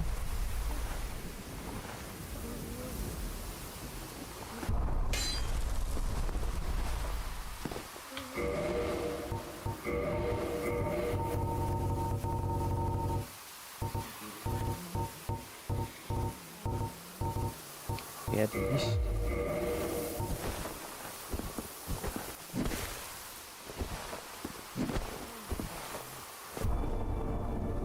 Aha.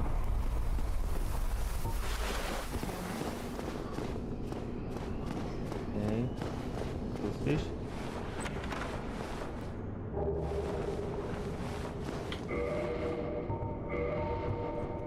Silberner Anhänger.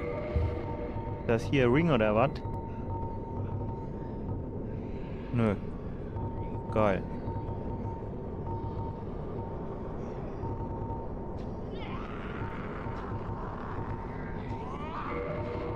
Aber wenn wir eh schon mal hier sind.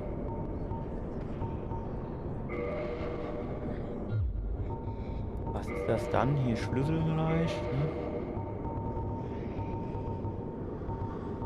Wer der Anhänger ist.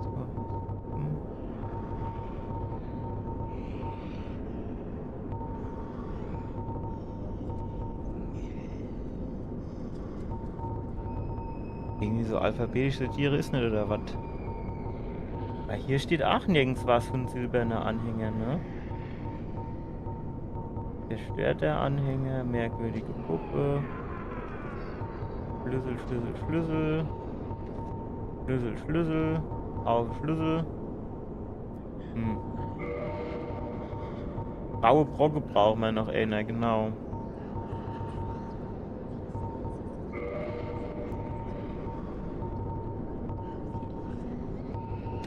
Was ist dann jetzt der silberne Anhänger oder was es war?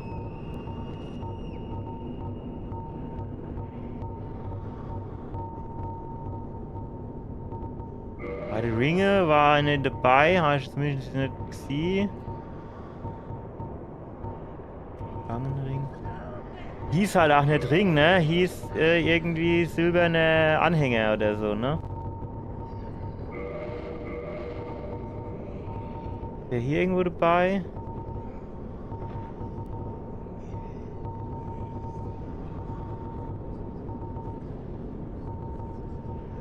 Vertreibt Dunkelheit. Wie soll ich mir das jetzt vorstellen?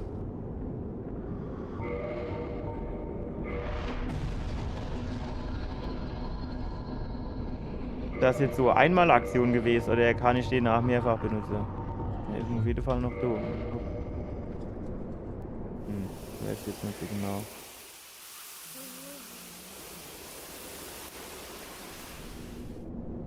War hier eben nicht noch irgendwo eine Treppe hoch?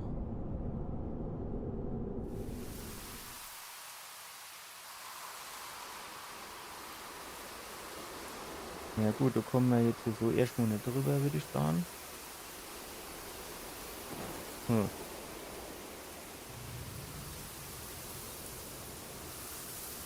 Ah, vielleicht auch so.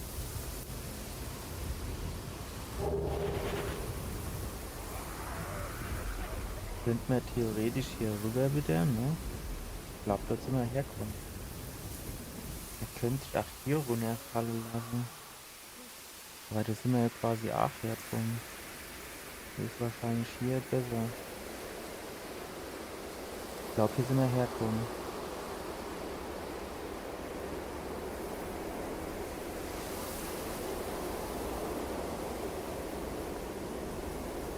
Ja.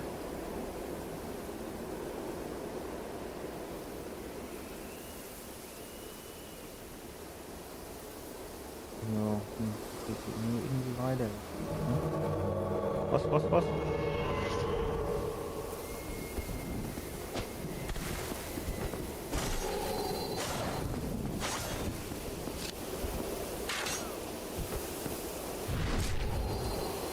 Ist der von Bloodborne, weil der so coole Zylinder auch hat und so?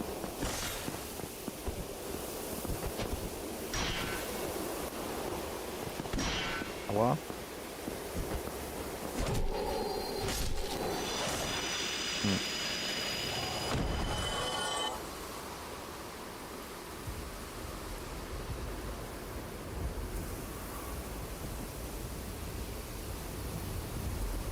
Aber eigentlich ein Royal Woods, der Drache, den müssen wir noch irgendwie machen, ne? Ich ein bisschen eine Falle.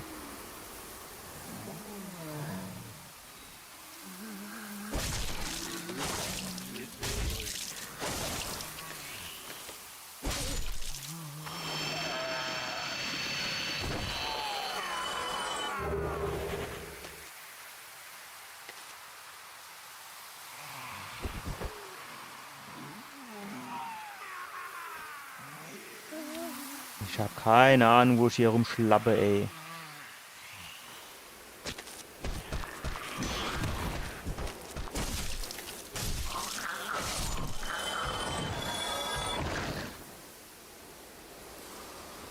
So, dann müssen wir mal Gas geben. Nicht, dass uns die Knalltüte... Ah, jo.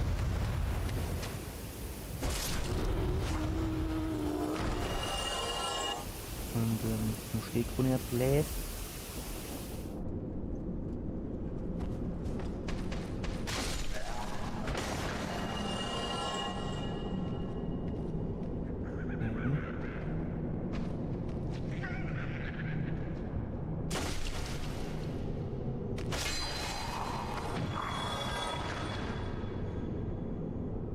Wir warten hier mal kurz, ob hier irgendwo Gegner kommen und dann machen wir hier mal nochmal Safe Game. Weil wir haben jetzt schon wieder ein bisschen was gemacht. Nicht, dass wir jetzt gleich hier abnibbeln und dann müssen wir den ganzen Shit nochmal neu machen. Ey.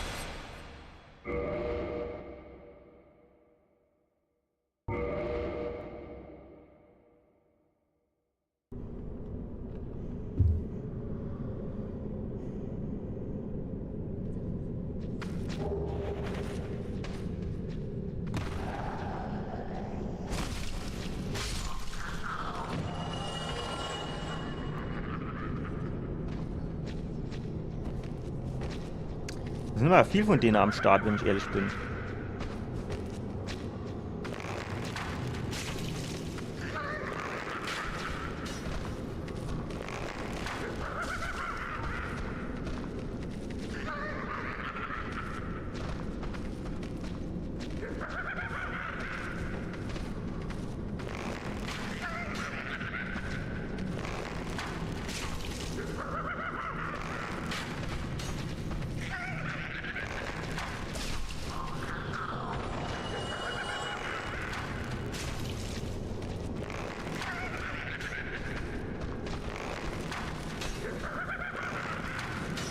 Alter, du wärst doch mal treffen jetzt. Oh, ich hab gar nicht mehr so viele Pfeile, ne?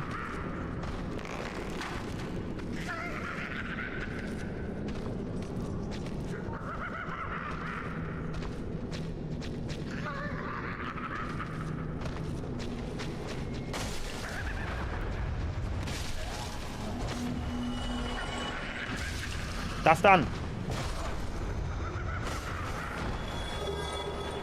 Der sich mit der Riemen, wieder nicht mit dieser riesen Pranke do. Wollen wir das Anhängerchen nochmal benutzen? Vielleicht hier bei der Gier da irgendwie.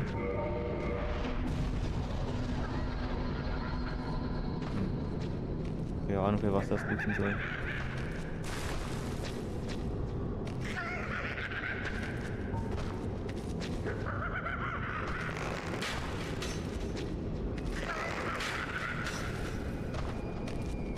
Was ist das dann jetzt?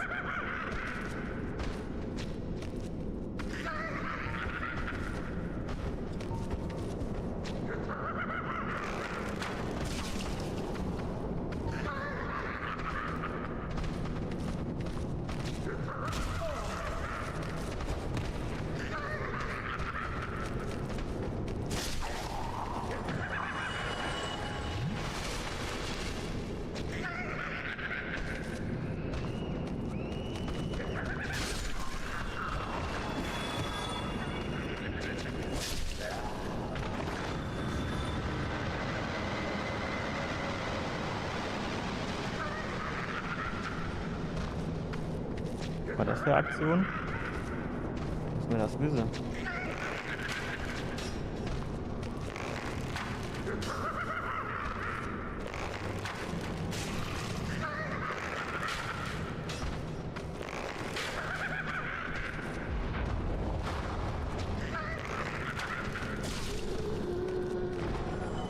Hat jetzt irgendwo vielleicht hoch, dann bleib halt hängen, ey.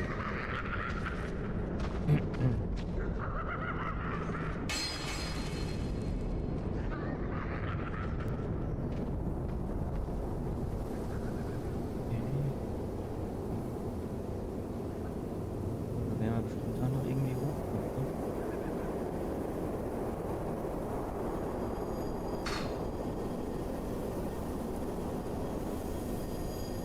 Jetzt irgendwo Shortcut, da war doch nur so Aufzug, wo wir hoch runter fahren können vielleicht. Genau, den habe ich gemeint. Da oben war das Leuchtfeuer, oder? Da haben wir doch das Phantom irgendwie bekämpft und dann war hier oben das Leuchtfeuer. Ja, langsam mal Platz nach hinten.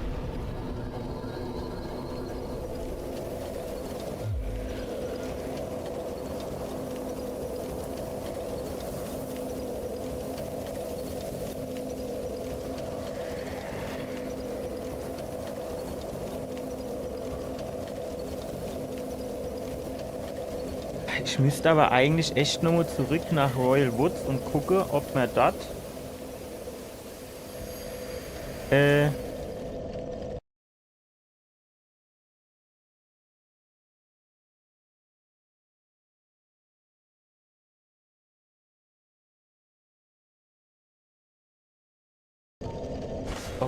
nicht hier diesen Drachen noch machen können. Und du für eine? Warst du? You, the soul of the man. He was a dear friend. Would you be willing to part? Thank you. Please take this. May the Lord guide thee. May the Lord guide.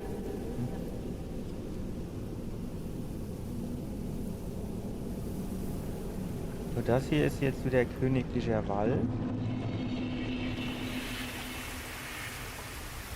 Der Drache ist doch so groß. Da muss man doch, wenn man jetzt hier einfach mal so ein bisschen Blick schweifen lässt, müsste man den doch eigentlich schon sehen.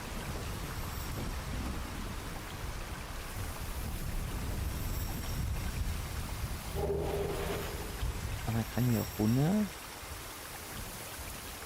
Wenn du warst halt auch überall noch nicht, ne? Dann gibt es so links diese Brickchen, rechts diese Brickchen und bla bla, blub.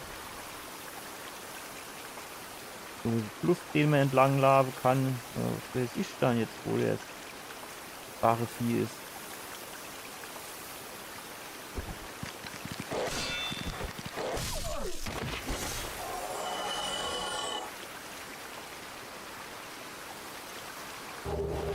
Nenne mir das Musakas.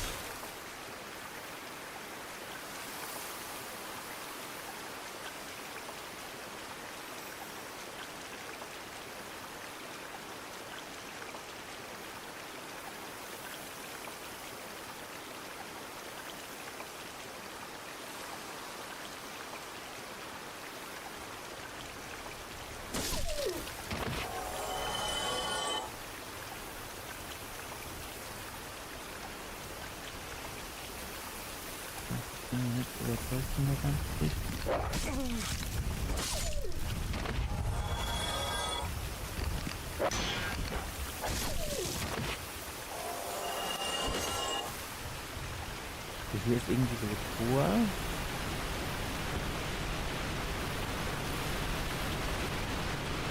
Wie soll es weitergehen? Hier ist Leider, ne? Ah, ohne Drache. Kämpfen wir jetzt hier gegen den Drache? Nee, ne?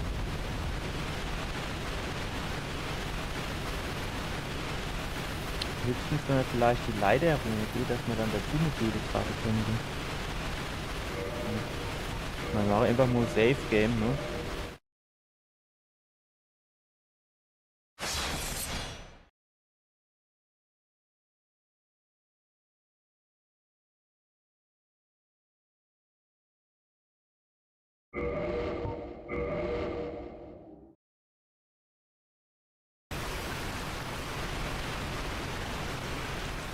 Und warum bin ich jetzt hier bitte? Ich hab das getan, aber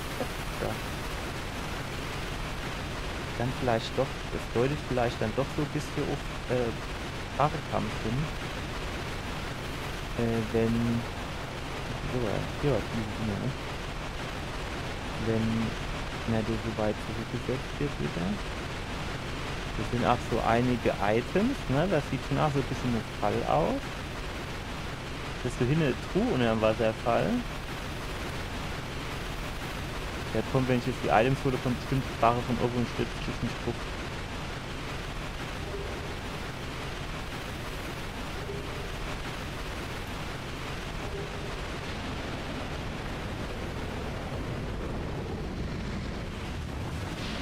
Stark.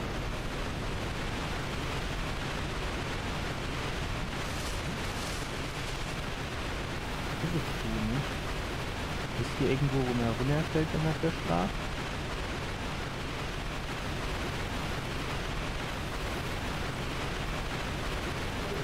Graue Scholle. Stark. Brauche ich aber nicht. Oder erwarten nicht, oder? Scholle. Ich stehe im Wasser. Was soll mir dann du Feuer anhauen?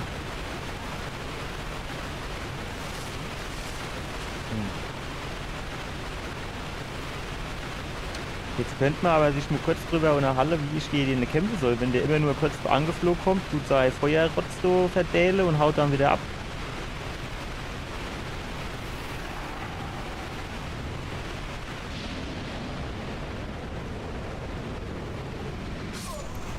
Ja, komplett energieleicht weg, ne? Tschüss.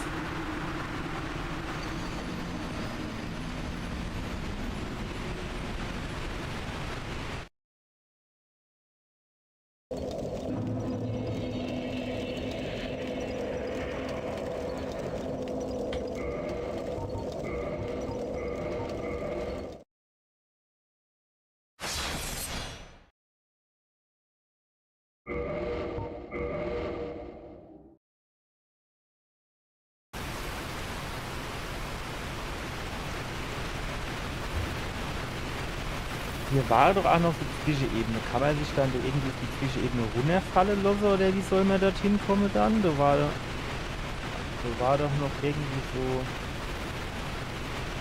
Genau, so viel war da noch.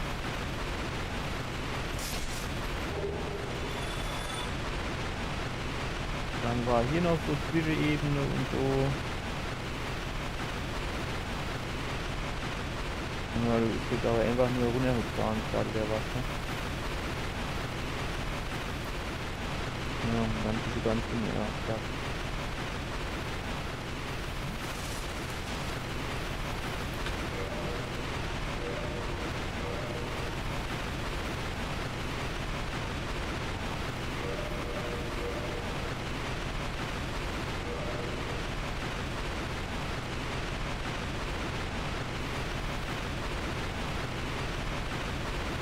Ich hab keine Ahnung, wie ich den finden soll.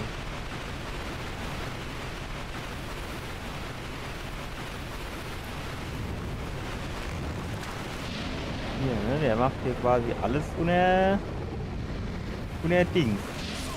So. Also, aber der fliegt hier einfach nur drüber. Also, oder ich muss nur zuerst woanders bekämpfen, bevor ich dort runtergehe.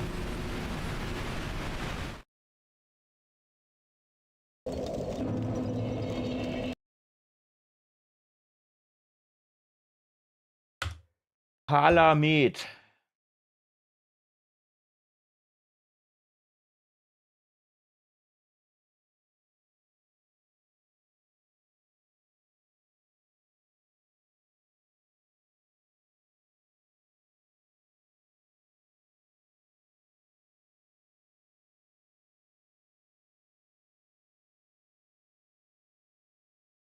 Der geht runter.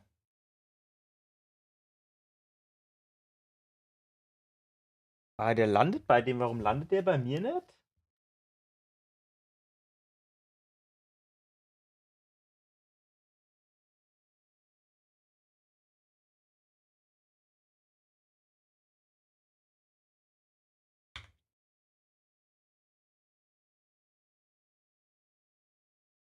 Ach so, ich muss jetzt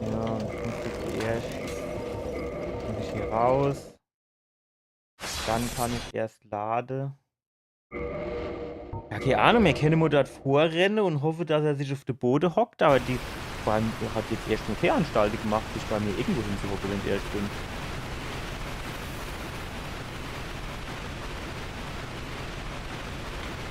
Haben wir eigentlich vielleicht irgendwas, das gut die Feuerschade wäre oder so? Ich kann mich halt nur an Lava-Gedöns erinnern. Feuer haben wir jetzt so, glaube ich, nichts, ne? Lavaschade. Feuchte. Verstärkt Angriff bei geringem PP, Flugtresistenz. Aus. Feuer haben wir nicht am Start. Höchstens vielleicht. Weiß ich jetzt nicht. Dass man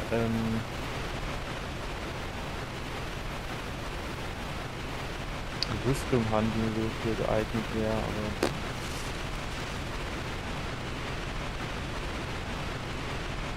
Wenn jetzt einfach nur davor in der Hoffnung, dass er sich so dann niederlässt. Aber wenn der jetzt nicht hinhockt, kann ich gar nichts machen, wenn man ehrlich ist.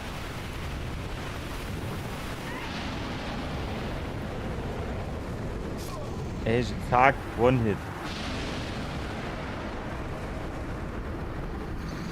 Gibt es hier irgendwo Nachrichten auf dem Boden, die vielleicht einen Hinweis darauf geben, was man machen könnte?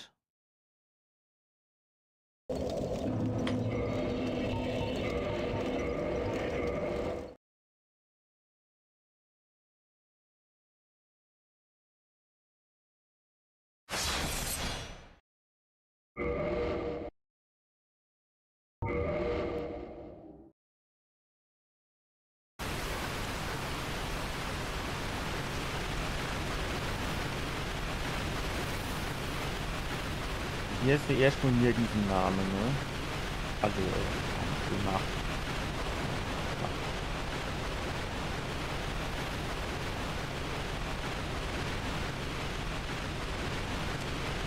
Hier ist N, aber da kommt dann, glaube ich, auch schon die Drache angeführt, ne?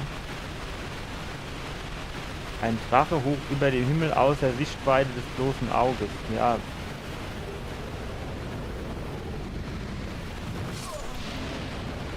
Es ist halt nicht sonderlich hilfreich, wenn ich ehrlich bin.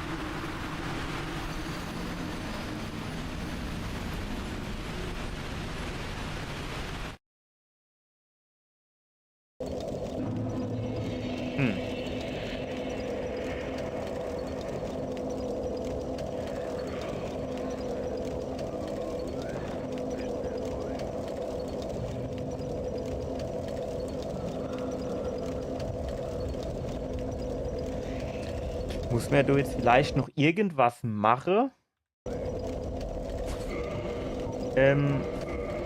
Also, dass der quasi eine Unne kommt, dass man da noch irgendwas vorher machen muss, dass er so getriggert wird quasi. Palamed.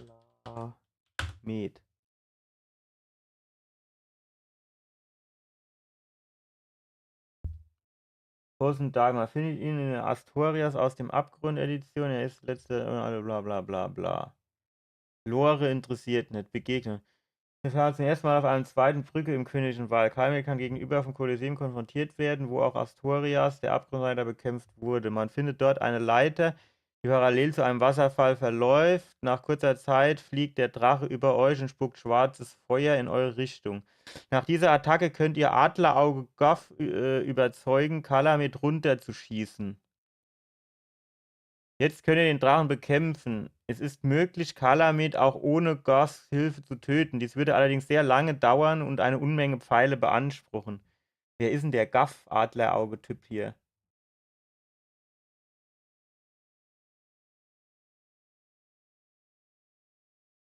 In dem Kolosseum am Ende des königlichen Waldes. Gaff ist ein Riese, der eine Rüstung am Großteil seines Körpers trägt und mit einem Bogen bewaffnet ist.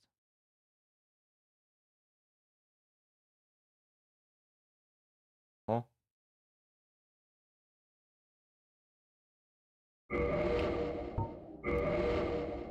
Ach, jetzt habe ich vergessen zu laden.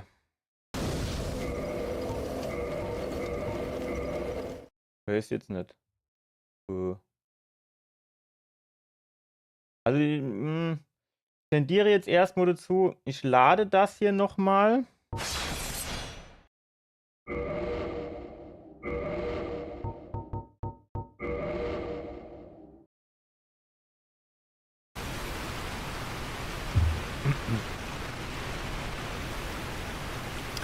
Und dann gehen wir nochmal zurück Richtung Kolosseum.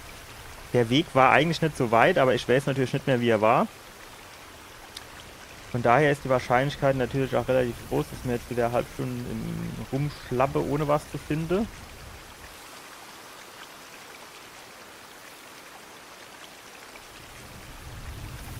Riese. Wird mir jetzt nicht so leicht übersehen können, oder? Was ist das so? War die Abkürzung oder was?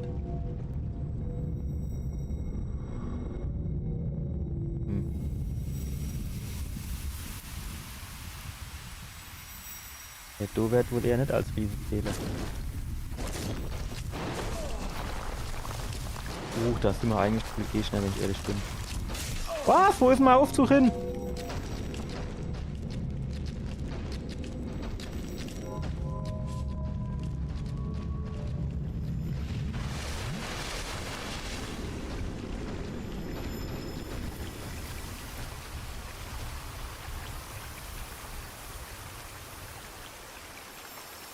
Seht ihr hier irgendeine Riese?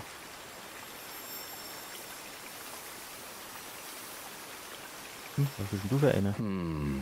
Snatched by a shadowy limb. Yes, of course. We are both strange, but at least.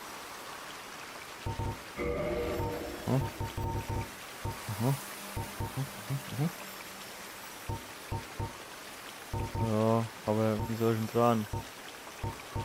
Jetzt nicht so viel Sache, die ich brauchen kann. I'll be seeing you if. Okay, das jetzt noch mal ein anderer Aufzug. Ach genau, ja, den habe ich vorhin eigentlich gedacht, als ich von irgendeinem Aufzug geredet habe. Schön.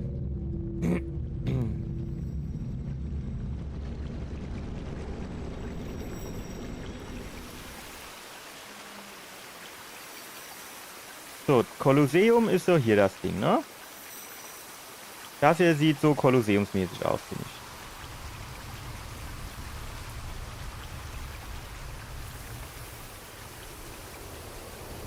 Und wenn ich jetzt ganz ehrlich bin,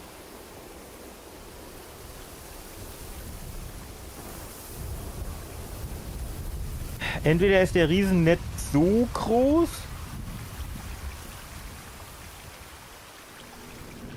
weil irgendwas stimmt hier noch nicht.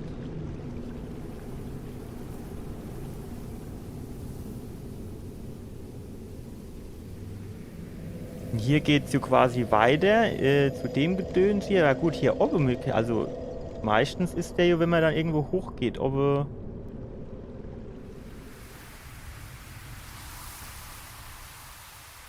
Das hier sind nur Statuen, also das ist der Riese. Hey! Stark, Junge, stark. Das wollte ich nämlich nicht.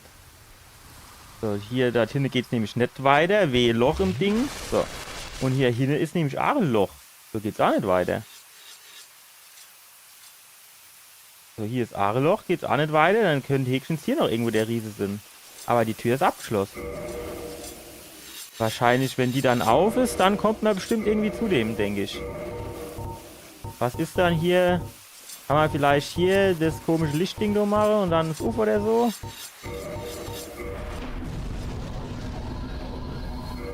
Nö. Weiß ich, also man sieht jetzt auch nicht, dass das irgendwo Riese rumhampeln wird, ne?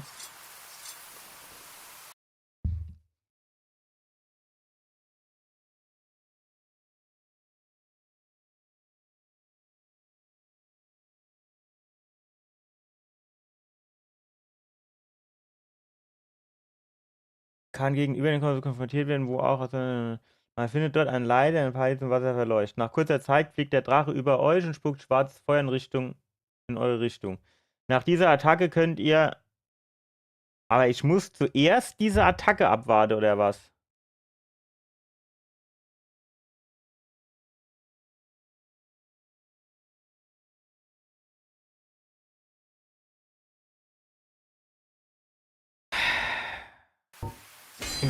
Also gehe ich jetzt nochmal zurück, trigger den Drache Aimo und dann gehe ich wieder hier hin und hoffe, dass der andere sich dann nur zeigt, oder was?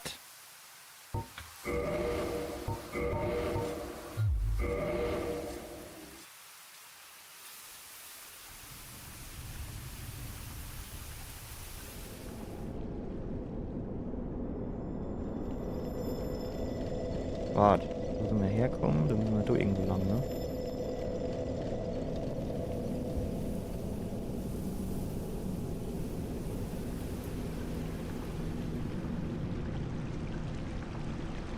War das hier irgendwo? Ne, warte. Hier war das nicht. Wo ging's denn hier runter? Das war doch quasi hier, wahrscheinlich hier links, oder? Vielleicht hier? Ne, ja, doch. Habe ich mich jetzt hingehockt und da sind wieder die Hunde am Start, oder habe ich mich nicht hingehockt?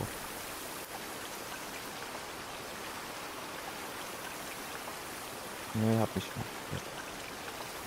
Ist halt die Frage, ob man andere Rüstung uns anzieht, für dort runter zu gehen, in der Hoffnung, da weniger Feuerschaden abzubekommen. Ne?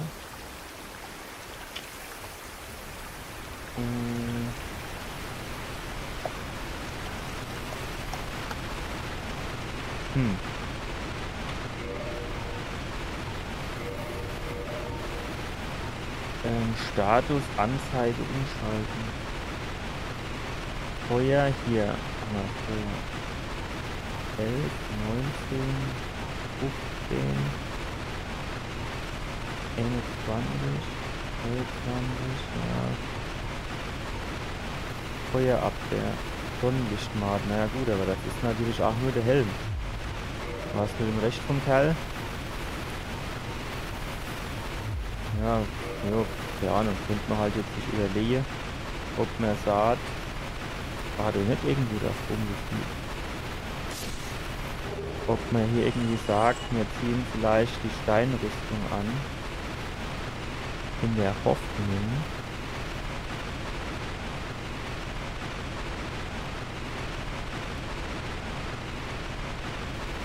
dass wir weniger Schaden nehmen, wenn der andere.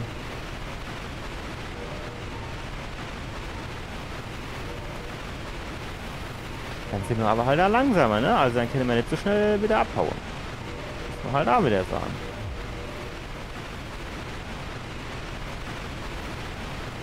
Also wir gehen hier vielleicht ein bisschen langsamer hin, dass wir auf jeden Fall viel Ausdauer haben. Volle Energie wäre auch ganz geil.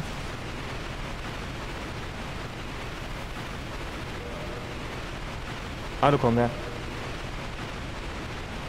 Lauf, Forrest, lauf!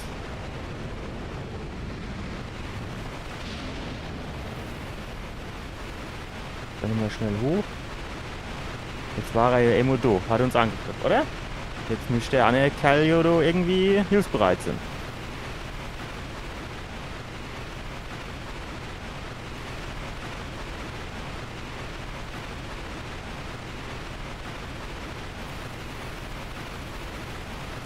laufen wir ein bisschen schneller.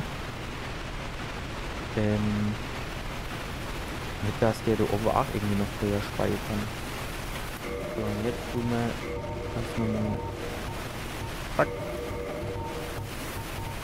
Zack.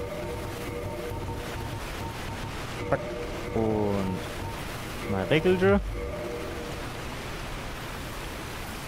Gehen wir nur mal da hoch. Keine Ahnung, ob die Tür jetzt auf ist. Aber wahrscheinlich schon nicht.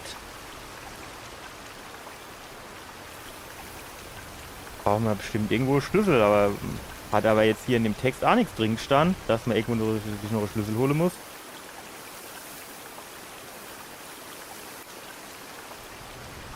To be honest.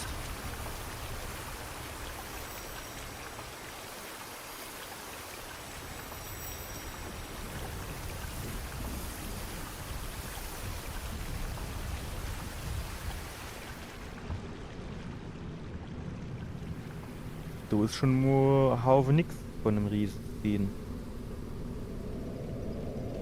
Da muss man ja bestimmt durch die Treppe hoch. Die Riese, die sind immer oben irgendwo. Aber wenn das hier Riese sitzt, der passt hier nicht unten durch die Tür. Wie sollen der die Tür aufgeschlossen haben?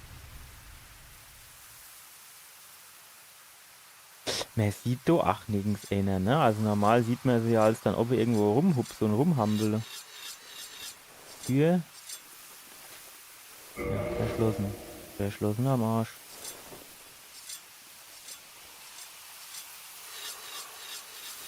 Aber man hört schon, irgendwas hört man rascheln, ne?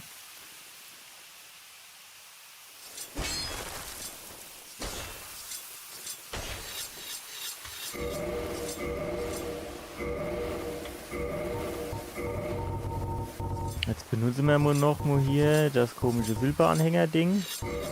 Aber bringt nichts.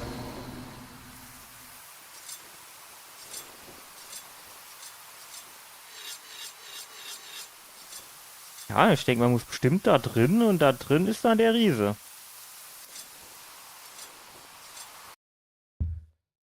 Adlerauge Gof oder Goch oder wie er heißt.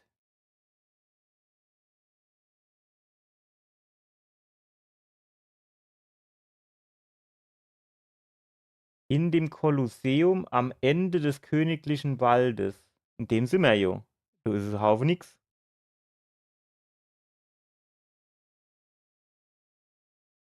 Hm. Kann man da googeln? Adlerauge Goch.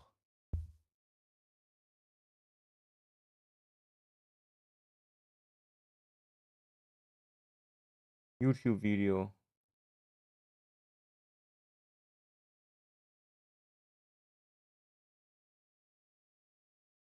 Ja, geil. Lauft der da an, ist die Tür auf. Und wie kriege ich die Tür jetzt auf?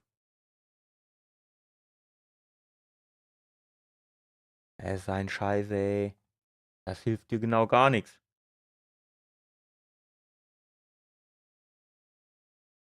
Hier, allegermaßen Loblied auf den, aber der hat die Tür abgeschlossen.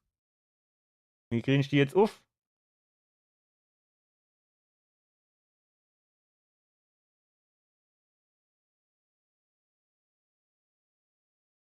Die fangen alle gar an, wenn die Tür schon auf ist.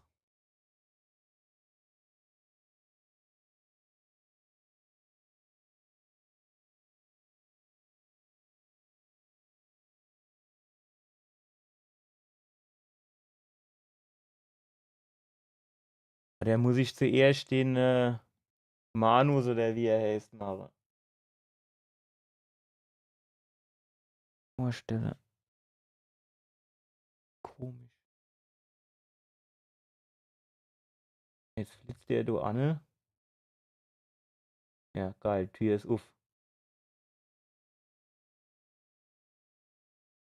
Ja. Was macht der dann da jetzt? Der geht da. Ja, dann tut er da an, die Seele geben. Dann darf der da nun. Jo, knibbel die Hunde kaputt. Stark. So, dann geht er da runter. Dann ist so der Drache, der angegriffen. Dann holt er sich die Grauscholl. Weil da gibt es da unten noch irgendwo Schlüssel zu holen.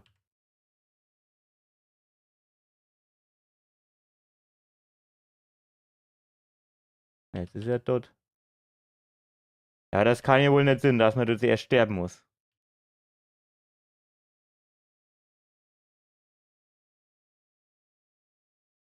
So, der den Riese da runter, also hat der Riese den anderen da abgeknallt, aber wie man die Tür aufkriege, erzählt keiner. Das ist doch das Entscheidende.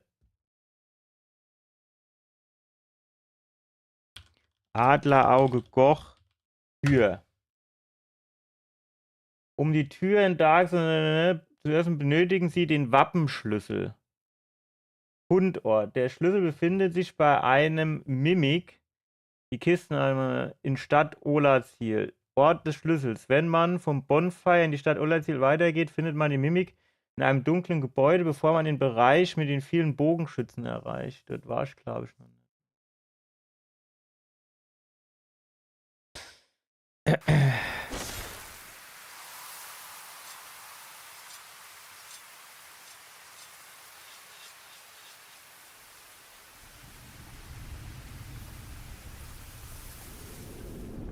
Wenn ich ehrlich bin, kann ich mich an überhaupt keine Bogenschütze erinnern.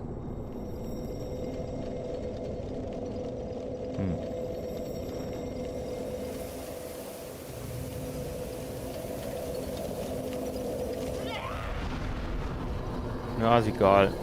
Dann tun wir jetzt hier Safe Game anlegen. Dann müssen wir hier halt weitermachen beim nächsten Mal und halt hoffe, dass wir da noch irgendwie das Schlüssel kriegen.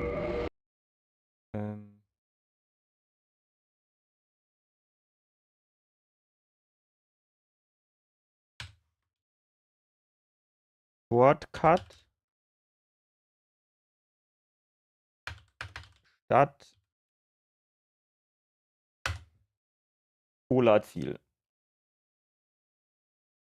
Gut. So, Leute, also, wir packen es für heute noch immer. Ich habe das ja gesagt, ich habe mich nur noch verabredet zum Fußball gucken. Und am Montag kann ich es noch nicht garantieren, dass es klappt. Ich hoffe schon, weil am Samstag klappt es auf jeden Fall nicht. Und jo, also mal gucken, vielleicht mache ich mit nur freitags was oder so. Ich weiß es noch nicht so genau, ja. Wir müssen halt mal abwarten. Ich wünsche euch auf jeden Fall einen schönen Abend, ein schöner, erholsamer Sonntag und einen guten Start in die neue Woche. Und ich hoffe, dass es am Montag klappt. Und wenn nicht, mir gucke, also ich gucke, dass wir die Woche mal mindestens irgendwo das irgendwie hinkriegen. Ne?